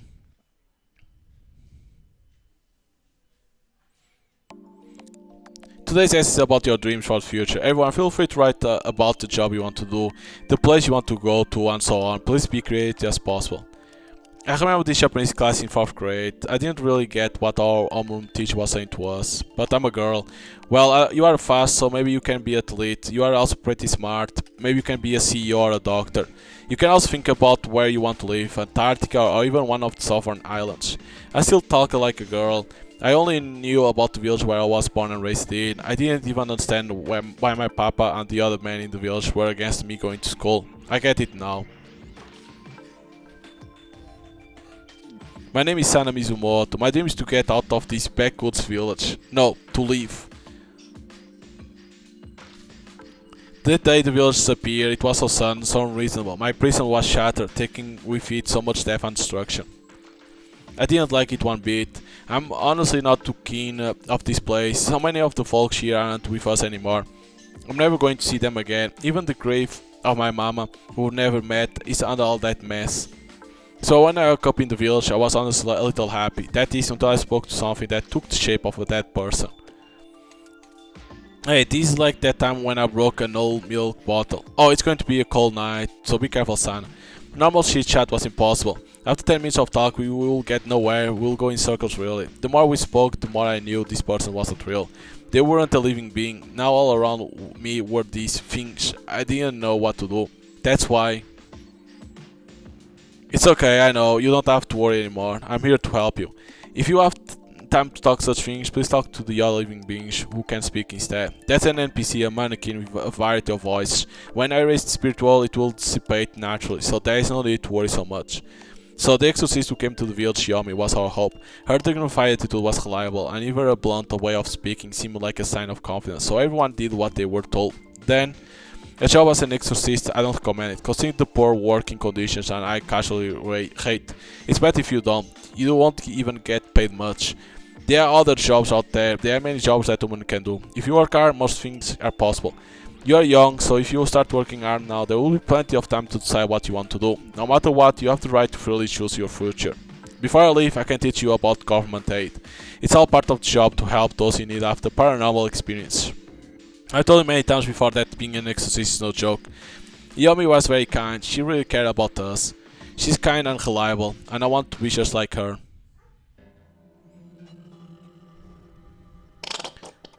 Huh? Seeing Yami in that state, the shock and fear never left me. So that's where the Araka used to be. There's nothing now, but when my mother was alive, there were big trees there and they produced a lot of fruit. I see, it seems to be dead now, but the land itself shows signs of being worked on. What's that balloon with the I like sign on it? Right now I'm guiding Araka and the big guy around the village. Araka calls herself a detective specialized in these types of cases, and the young man who seems to be her assistant. If these two say they can find the culprit, there's no reason for me not to help. Besides, I know that I might be a target too. In current situation, no. In fact, the only people who could protect me in this village are these two. My papa and grandpa Kai, the chief, and even the friendly Azuki are all the same. They see me as some sort of slave to be used. They say I'm a human and a child, but in the end they don't treat me like a woman. So I'm definitely going to get out of here. Sana, what's wrong? Oh, sorry. Those are balloons to keep crows away. About 2 years ago, the birds started wrecking our fields. My papa says that before I was born, the village was more alive and a well-off place to be. Well, it's probably just blowing smoke. There are no fancy maps in this village, so I can't travel. The only way to help with Araka request is to walk around and show her by myself. However, are you alright, Miss Araka? You look like you saw a ghost. I'm fine, I'm just a little dizzy. Ever since I touched Grandpa Kai earlier, something's been up with them. Those two collapsed suddenly. Araka woke up soon after, but she's still staggering around ever since. Hey, are you okay? Araka is supported by her big friend there as she stumbles about. These two are awfully close to each other. No matter how you look at it, it doesn't seem like they just met yesterday or today. They look more like a couple, to be honest. Sana, what's that box over there? Ah yes, that's a treasure. It's like the type where you put rice up in the top and it comes out from the bottom. You work that thing with your feet. Arek seems determined to check out the old village by the end of the day. Wherever we go, she examines everything in detail and asks questions. Also, she calls the guy over to discuss certain things. Fertilizer farm tool warehouse, livestock sheds, meeting place, rice fields, vinyl greenhouse, wheat fields, vegetable fields, fish farms, water tanks and mushroom cultivation areas. The lineup is a typical of rural village and puts me off. I even feel a little embarrassed explaining to them. They got those fancy tall buildings, game shops and cafes as far as I can see. If you weren't in this predicament, it wouldn't be so bad to be some sort of tour guide. By the by, most of the folks around here are gone, but I can tell you about them. That there is Shikanu's house. He managed to the orchard, but every now and then he'll just sit on the porch and smoke. I didn't get along with the guy next door, Kuromada. He would bicker a lot. This village was full of men, huh? Yeah, I'm the only girl here. Everyone else packed up and left. He seems a bit confused, but it makes sense. He probably wants to leave this boring and downright unpleasant village as soon as possible. I'm sure my mother would have done the same if she hadn't got sick soon after giving birth to me. Kuromada, is that the house where the truck is parked? It's pretty big, does it work? Yeah, you know, it actually left everything night. Then in the morning, it will be filled with stuff. When Kuromada was around, you'll buy all sorts of things from the big cities, gadgets, snacks, drinks, and even books. Even though we didn't get along, I was still excited to see it. Besides the village chief's house, who apparently used to live in the city, Kuromada's house is the only one that has cutting-edge home appliances like an air conditioner and hair dryer. But now the truck brings, let's see. Araka looks into the glowing platform without hesitation and phrase. It's obvious why. It's been filled with disgusting creatures like mummies and gelatinous creatures. We were initially planning ways on how to escape, but that truck definitely is an option. That's why I don't even want to go near it. Now that there aren't any patrol routes for it anymore, I just ignore it. Yeah, I definitely should go near it. Smoky hippocampus, snake, and powdered asteria. Just touching it will drive you crazy. By the way, San, what do you mean by patrol route? Oh, that truck used to go around the village for about an entire hour in the morning, right in the middle of the village while still loaded. Yami pointed at some kind of prayer beads at the truck and said something like a sutra, and then the truck stopped going through the village. But even so, the truck continued to move at night, disappearing somewhere and returning in the morning. I know it because Yami dealt with it, but that truck may one day be delivering something bad. Yami's gone now, the boss has already been upset. If Araki can't resolve the situation, I should declare. I see, Yami Kisaragi was a very skilled exorcist. The magic form is still alive, let me use it. If that's what happened to Yami, then what about Araka? Can you take me to the fertilizer warehouse? They have chemical fertilizers there, right? Yeah, it's over here. They have chemical fertilizer and I'm sure they have other things too. I get sent there all the time too. For now, I think I'll trust Araka. These two, they are kinda like Yami. They will help me.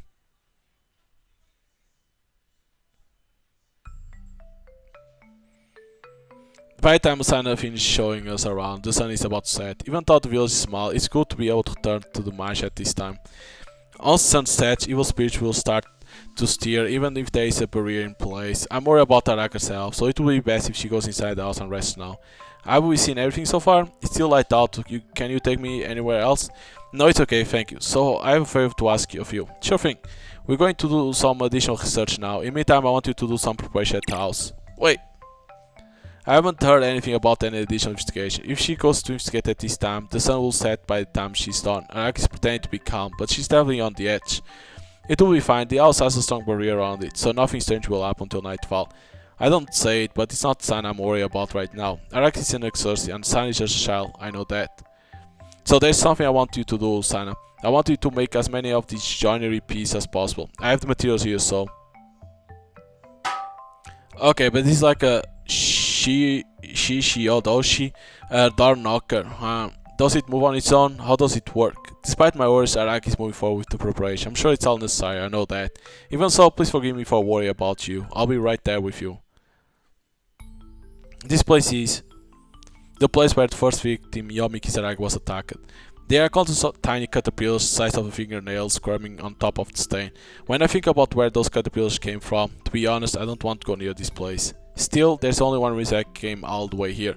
I'll use psychometry on the area where Yomi Kisaragi was attacked. Even if I can't see her directly, I should be able to get some information. It's dangerous, my psychometry doesn't just allow me to see, it allows me to use all 5 senses. No, it even allows me to relieve emotions. Yomi Kisaragi's final memories are not metaphorical, they are fatal. However, there's no doubt that they are a major source of information. It's possible I'll use psychometry. Understood. The risks are high, but the rewards are also great. We need to hunt down the culprit before the barrier breaks, so we can't lollygag. By the way, what happened to Yomi's body? It's better if you don't ask. At the very least, you can touch it. There's nothing more I can do for her. I'll just do what I have to do from now on. When I put my right hand on top of yours, do it. I touch the stain and Araka's hand comes onto mine. I take a breath, close my eyes and forget this tragedy. I see Yomi's final moments. First I confirm that I can breathe, my mouth is taking air and my nose is smelling the earth. I'm lying face down on the ground, maybe I'm reading too much into it, but are you alright? Araka, are you okay? There's no way she's okay, she's out of breath, her legs are shaking and she can barely stand. Her voice and hands are shaking, she's clearly more deeply hurt than I am. Don't worry about it, it was harder than I thought it would be. There was a barrier, so I wasn't defenseless when I got hit. Forget about that, you have to rest. I forcefully carry Araka on my back. I need to get her back to the house and let her rest for a bit. Thank you. Sorry, I'll just rest for a bit. Hearing her breathing begin to fade, I walk slowly back to the house so as to not wake her. Her weight on my back feels incredibly delicate.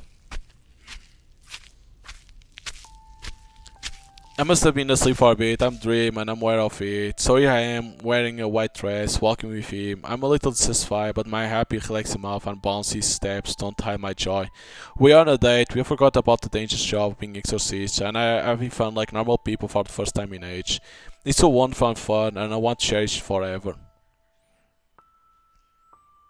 That's why I want to forget about how broken I was. I don't want to know that there is such a shameful, horrible, miserable woman inside me.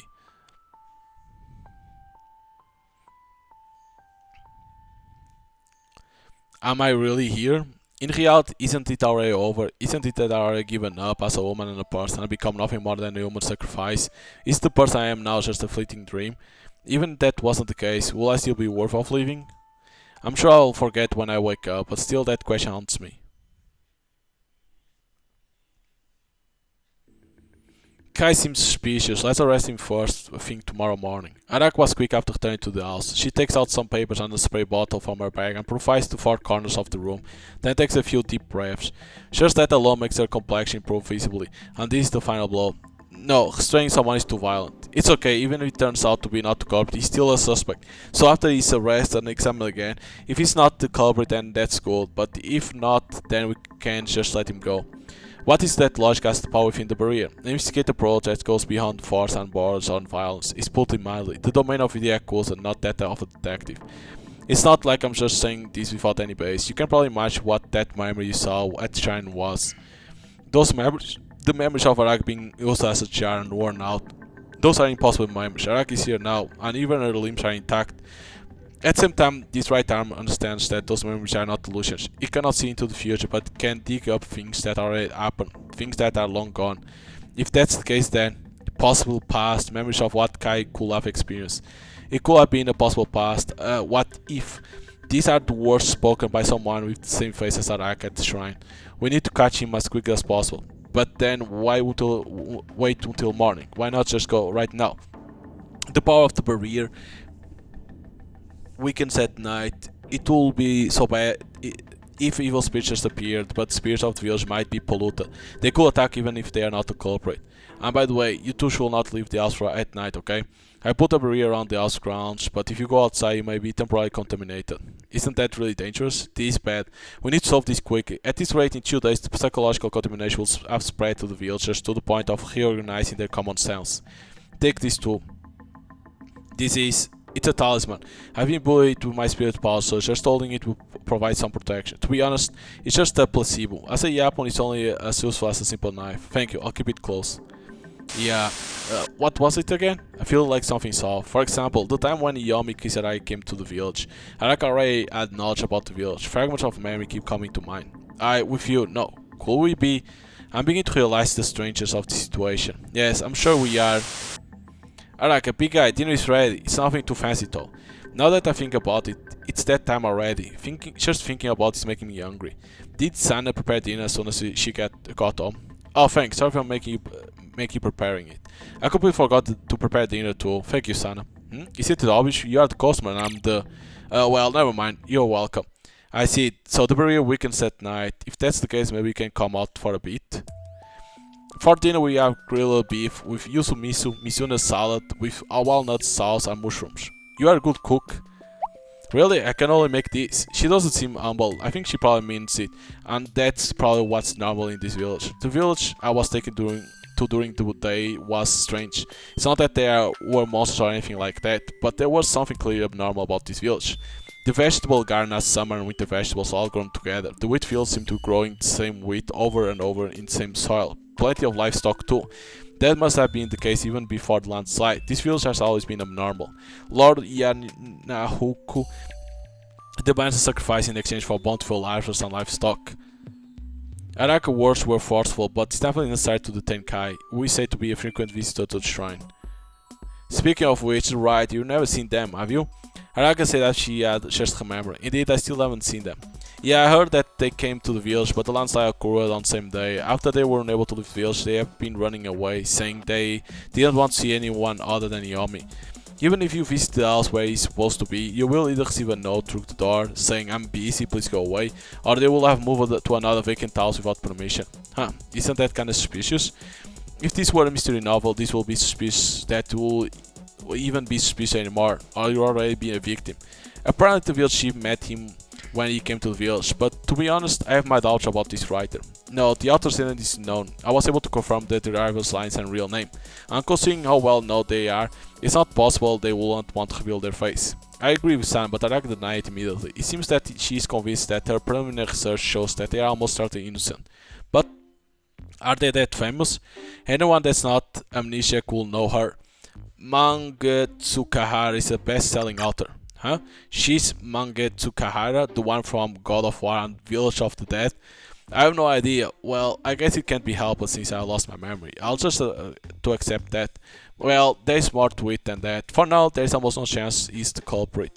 And if no one has found him, there is no need to worry. Well, thank you for the meal.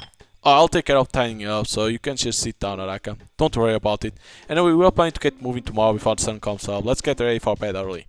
Let's go take an early bath then. The bath is already filled with hot water. The baths in this house are hot springs, so they feel great. But they only have outdoor baths, so it's a little tough when it rains. Hot springs are open air baths, in other words. Big guy, hurry up, let's go in together. Imagine, of course. I've stopped hallucinating. A bath, in my current condition I need to take a bath to restore my spiritual power and maintain my curse protection. Are open air baths dangerous? They're extreme dangers. It's night and there's what, they could break the barrier and force their way in. And what's more, I told you how to break through this mystery world, right? This barrier, a method of destroying the curse that defines the world in the form of a mystery novel. That's right, it's not against the rules until you cause an incident that seems impossible. Even if the actual method is occult, if it ends in as a locked room, murder or kidnapping, it is an incident that can occur. Then if Araka is unable to solve the incident, this barrier will shatter. Bathing is the perfect time to do it. Araka read those memories with me, so does that mean she's pretty exhausted too? Araka doesn't seem tired to be tired. Tired. The problem is that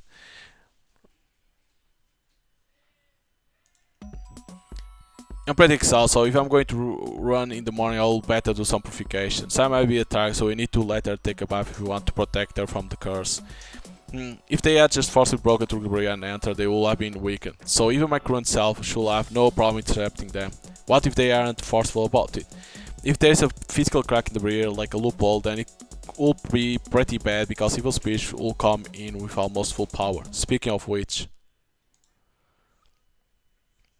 Nothing, huh? At least there are no holes that can be detected with spirit power. I can't find anything suspicious here either, I think. It's just the two of us exploring this large bathhouse. To be honest, I'm not confident I haven't overlooked anything. Maybe I should use psychometry. Even if you look at everything, there's no end to it. We can only check places that are close to us. Why? Oh, I see. Did this Yashikiyomi also use it? Anything there? Nothing at all. Well, I'll take a bath with Sana. Is it okay if I don't keep watch outside? Is there a possibility that evil spirits will invade? Outside means outside the barrier, right? You can't do anything if you encounter an evil spirit without taking precautions. More importantly, I have some materials in my luggage, so you can make this kumiki in your room. What Araka hands me is the same one that Anna made for me. It's like a combination of a hammer and shishidoshi. I wonder what this is. It's like a timer. I can move it a little bit with spiritual power. It's useful for making tricks like making self-destruct or pulling something. I'll catch Mr. Kai, do some careful psychometry, and if I found out is the culprit, I'll use this to make up tricks and evidence for Yomi's case. If you can't get away with it, that's it. If they give up or trying to evade situations, stop mimicking humans and start going wild, the barrier effect alone can neutralize them. That's the solution. Is it possible to make something up like that? Nothing will happen if they don't admit it. I have the ability to be an observer, so there is no problem. To be extreme, all you need to do is meet the conditions for the barrier to manifest its effect. Well, I'm counting on you. Within Araka, it seems that the path to solving this case is already in place. She looks so reliable. Yes, at this point, the solution is already in place. That's why I should have realized that if the enemy is gonna attack me, it'll be here. I lost. Araka, what happened? I felt a sense of the field like never before. No, I knew that there is an overwhelming difference in strength. There have been many times in the past where I haven't been able to win. However, still,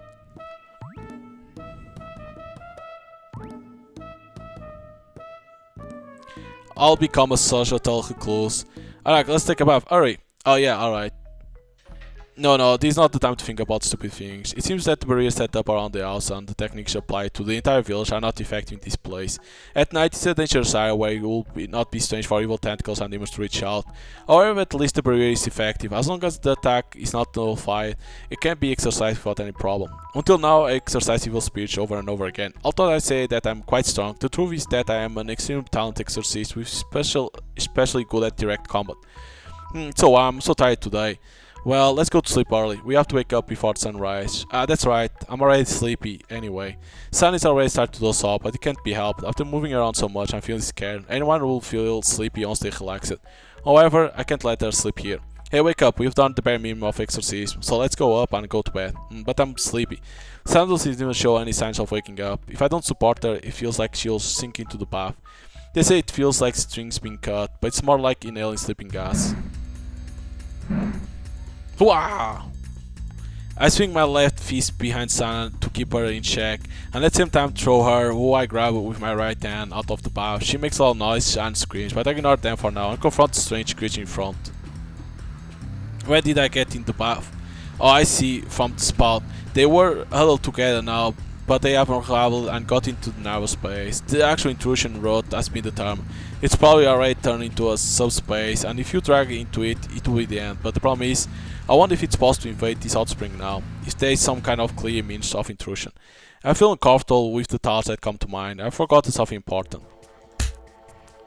I don't know, I can't remember, so I just throw my fist. No problem, it works. Since it can't be exercised with one blow, is it still nullified to some extent? But if the attack works, there is no problem, just keep crushing it. Measures have been taken against poison substance. This guy is commonplace for something used by evil spiritual monsters. Even if it gets inhaled, passive exorcism should take care of it. Impossible, there's no way it will work on me. No, more importantly, I have to deal with it first. 40 after the buff removes skill, pure spirit buff. Why, what was done to me? No, something has already been done. There's no answer, and I can't remember anything about what was done to her during her captivity. How much she was teased by the time she reached the bottom. Probably this was bad. Oh, go to the hint corner, what the hell? What the hell the hint corner is? This is what you get for being cold to me. Sure, just keep ignoring me. I'm through heroine. I have the highest rate of reaching the ending in the original story. Horror and repeated parts aside, don't I have more endings, like a lot more? Or if the option I think there's a gap in the fence of the outdoor bath is available, then choose that. I'm talking about the cases where that option doesn't appear in the first place. The branch required to reveal this option is quite far away, so we'll also unlock an intermediate skip button from there. Everyone, make sure you are shouting I love Carl as you play. Shut up. Ow. You are too cocky. Huh? Explain yourself. Oh crap, I'm about to lose my cool.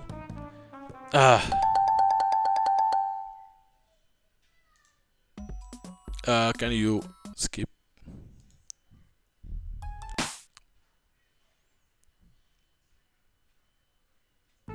By the way, this is not the previous option.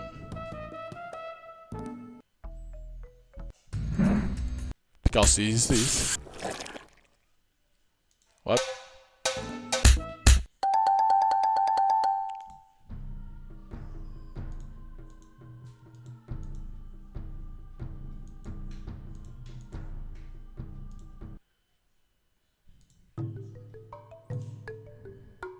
I don't know if this is the right shot. My gods are telling me that if I make the wrong choice here, then it's all over.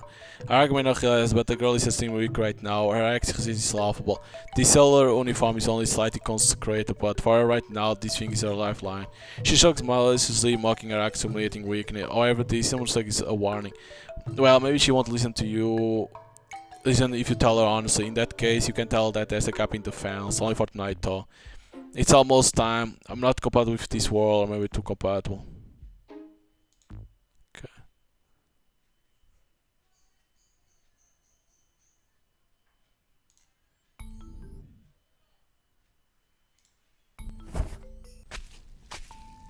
Because this same thing.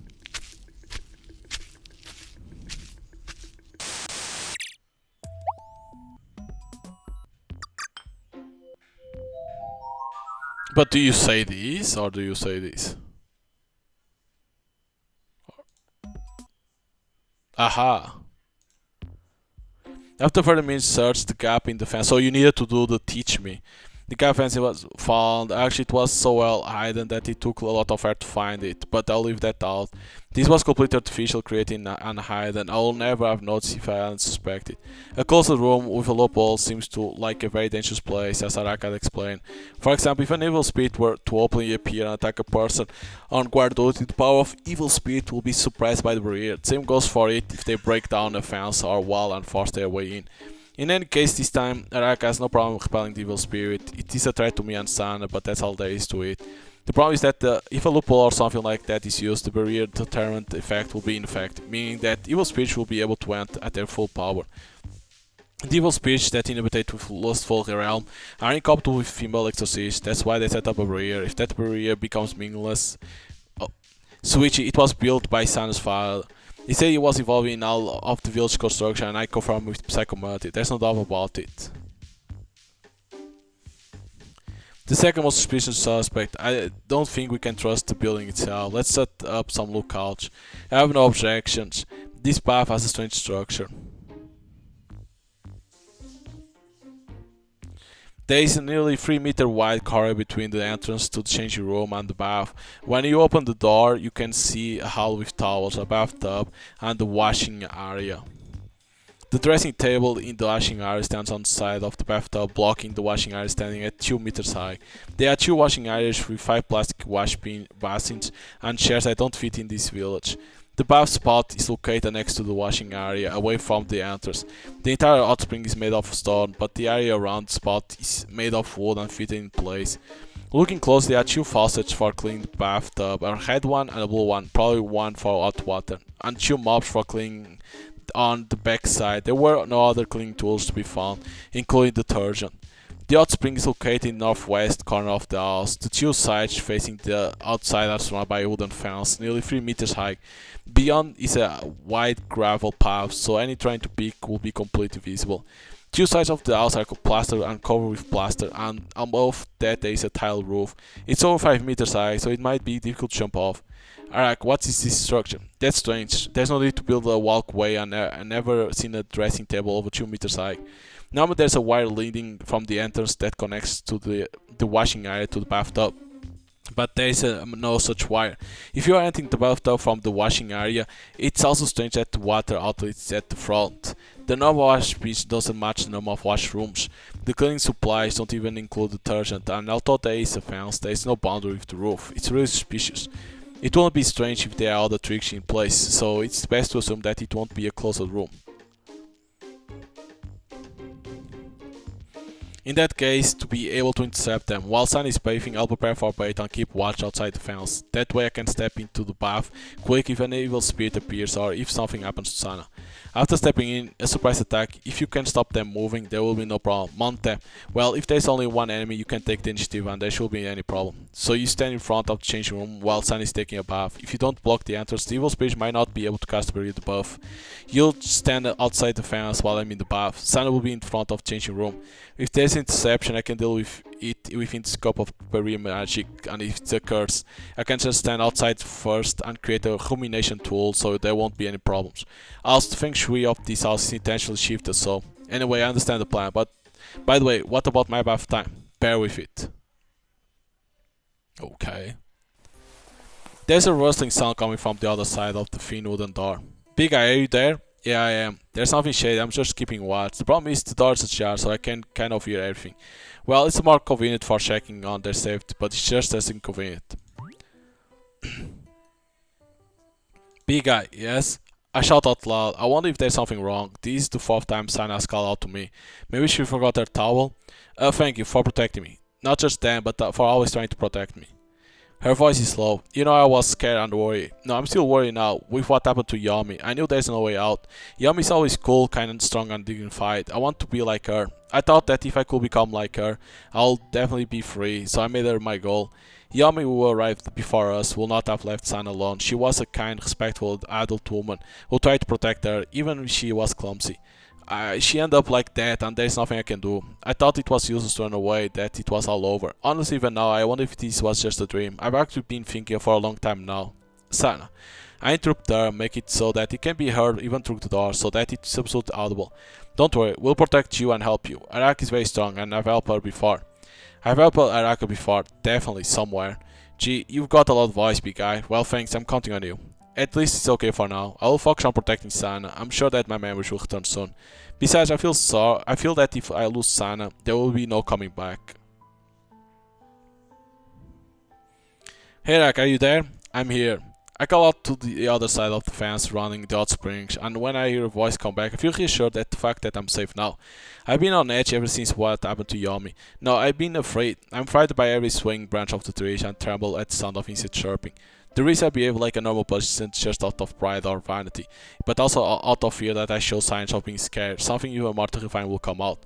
But maybe it's okay to feel a little more at ease right now, to warm up from the bathtub and sense of security that the adults are watching over me help me relax a little. Phew, nice bath, my body feels light. Once the case is solved, I'll leave this place. I'll live outside the village in a normal world. Then, what should I do with myself? I should be able to go to school, study, and maybe even join a club. And I could even have a job, or have a dream for the future, like my teacher once said. My mind drifts away as I let my body float in the bath. I must have been feeling quite tired without realizing it. I feel like I'll fall asleep if I'm not careful. I have to open my eyes. What? That reminds me, back then, what did I write about my dream for the future? I can't organize my thoughts and it seems like I'm fall asleep. I can't do that. I have to get up, get out of the bath and answer the teacher's questions about my dream for the future, but without the towel falls on my face. It's a warm towel, wet without the water. I mean, what else can I fall like that? There's no way something can fall on my face in this bathtub when it doesn't even have a roof. When I came to, my mouth had been covered. Now that I can't scream, they drag my head under the bath. My head sinks with my eyes and mouth covered, and no matter how much I swing, my arms and legs around me, I can't touch anything.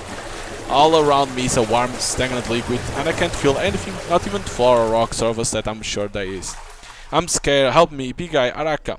I can't even cry out for help, I can't make a sound, I can't hear anything. The cold fear of being cut off from everything makes my head freeze. No, no. My conscience is closing in, not from sleep, but from fainting from fear. In the midst of despair, the blood in my fingertips is turning cold. I remember one last thing. That's right, my dream for the future. I started from scratch. The roars and vibrations begin less than 10 minutes after Sana enters the bar. I surprise myself with how quickly I move, throwing the door open and I stomping into the changing room. Sana, I don't have time to think about what's going on. I kick the towels away and run across the corridor from the dressing room to the bathroom. It's only about 3 minutes, but it feels incredibly long. The drive is so cold, the heat is dropping from my head to the back of my neck. It feels like it's freezing. I have a bad feeling, something fatal, something that can be fixed.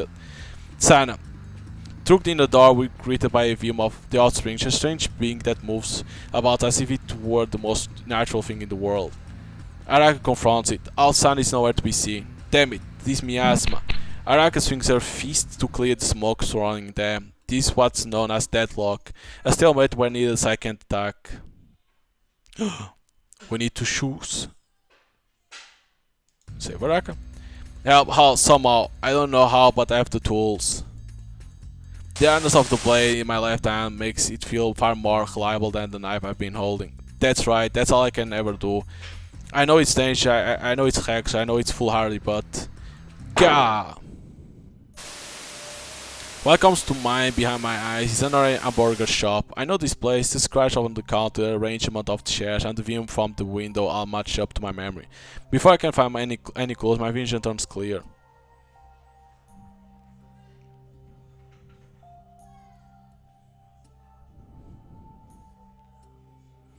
Each of these scenes feels so real. No, the place we are standing in now feels extremely realistic. Are you awake, Araka? At a glance I can tell that the man looking down at me is trying to pretend he's calm. He also seems to understand more or less what had happened. Sana was kidnapped and culprit, that tentacle monster got away. I'm sorry, it's my fault. Sorry I couldn't help you. No, to be honest, if you hadn't come, I would have been in danger too. I told you so, but no, you're wrong, guy. You might as well tell them there is a gap in the fence. I definitely knew what was going to happen that night, and I'll be standing outside the fence and keep watching. At that moment I feel relieved because subconsciously I know what the outcome will be. I offer her up, I kept Araka away from danger and offered standing in her place. I said I'll protect her, but I ended up pushing her off the cliff from behind. Rest there for a bit, you ran into that thing so hard you might be exposed to the miasma. I'll go do some work for later. Even if Araka had told me to, I wouldn't have moved. I just stay lying on my back like an abandoned corpse and watch Araka leave. I don't want to do anything. I don't want to think about anything. I feel so much self-loathing in my eyes that I wish I could just die. And yet, wasn't that good, Yuki? I can't ignore that voice, Araka's appearance, and yet someone completely different, something that tempts me. You won't say it's your fault, will you? You chose Araka, you'll do it again and again, even after all that. In the first place, there is no other way to proceed, and above all, you had already chosen Araka a long time ago. What a terrible person, huh? I was nice to you, but by the time I trusted you, you already betrayed me. Or maybe you never really wanted to betray me. I hate it and I really want to help, but I'm the one who pushed such a precious cute girl down. Hey, my heart is crushed, it's torn apart, it's in pain, but does that feel good? I want to scream, but that isn't true, but it feels like the truth. And then Araka comes back. No, I have to get my affairs done, right? Any place that anyone can think of will get boring, so you need to be creative. If you can't think of anything, why not ask a more experienced lady?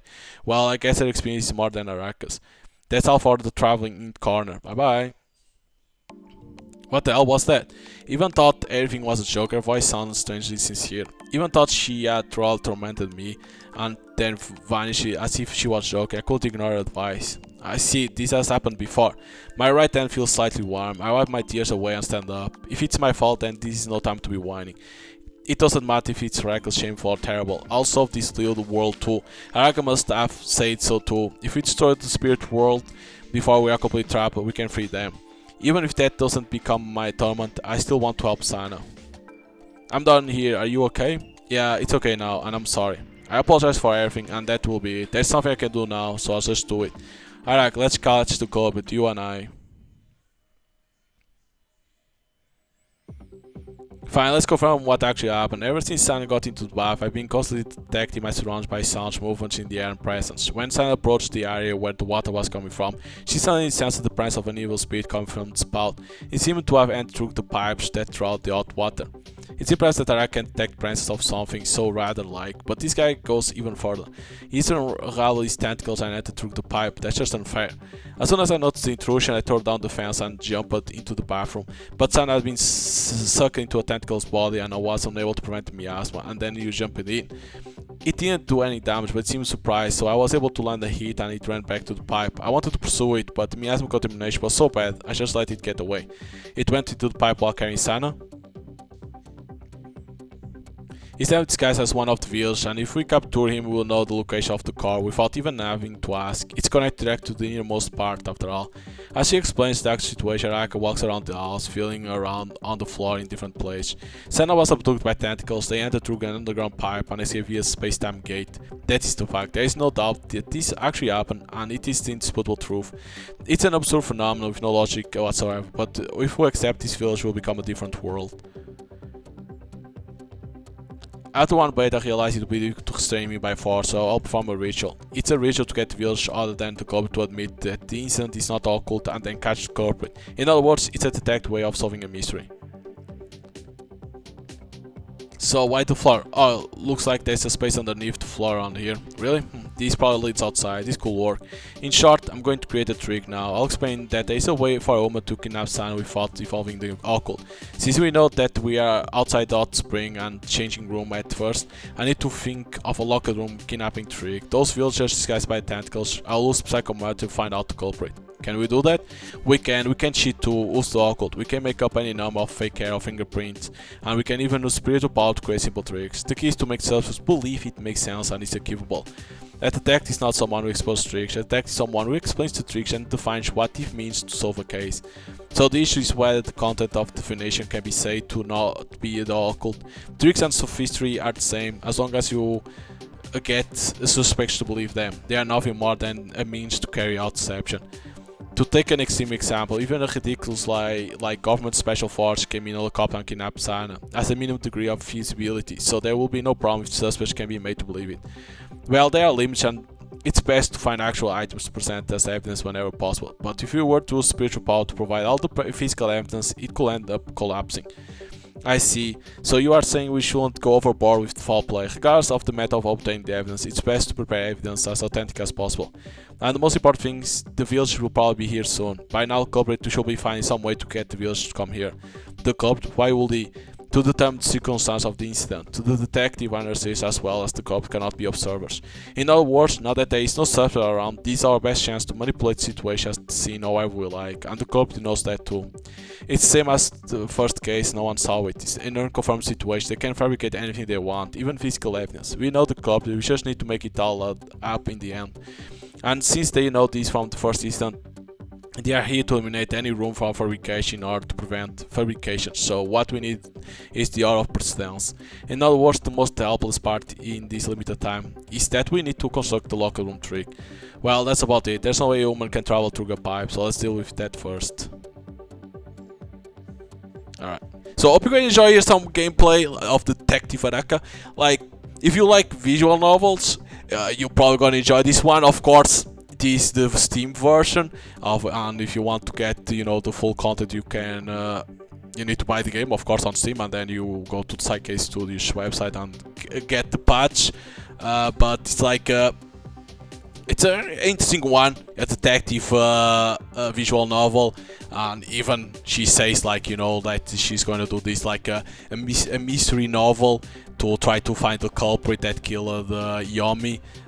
So yeah, if you like this type of games, you can buy the game on Steam. It's available. So hope you guys enjoyed. See you guys next time. Bye.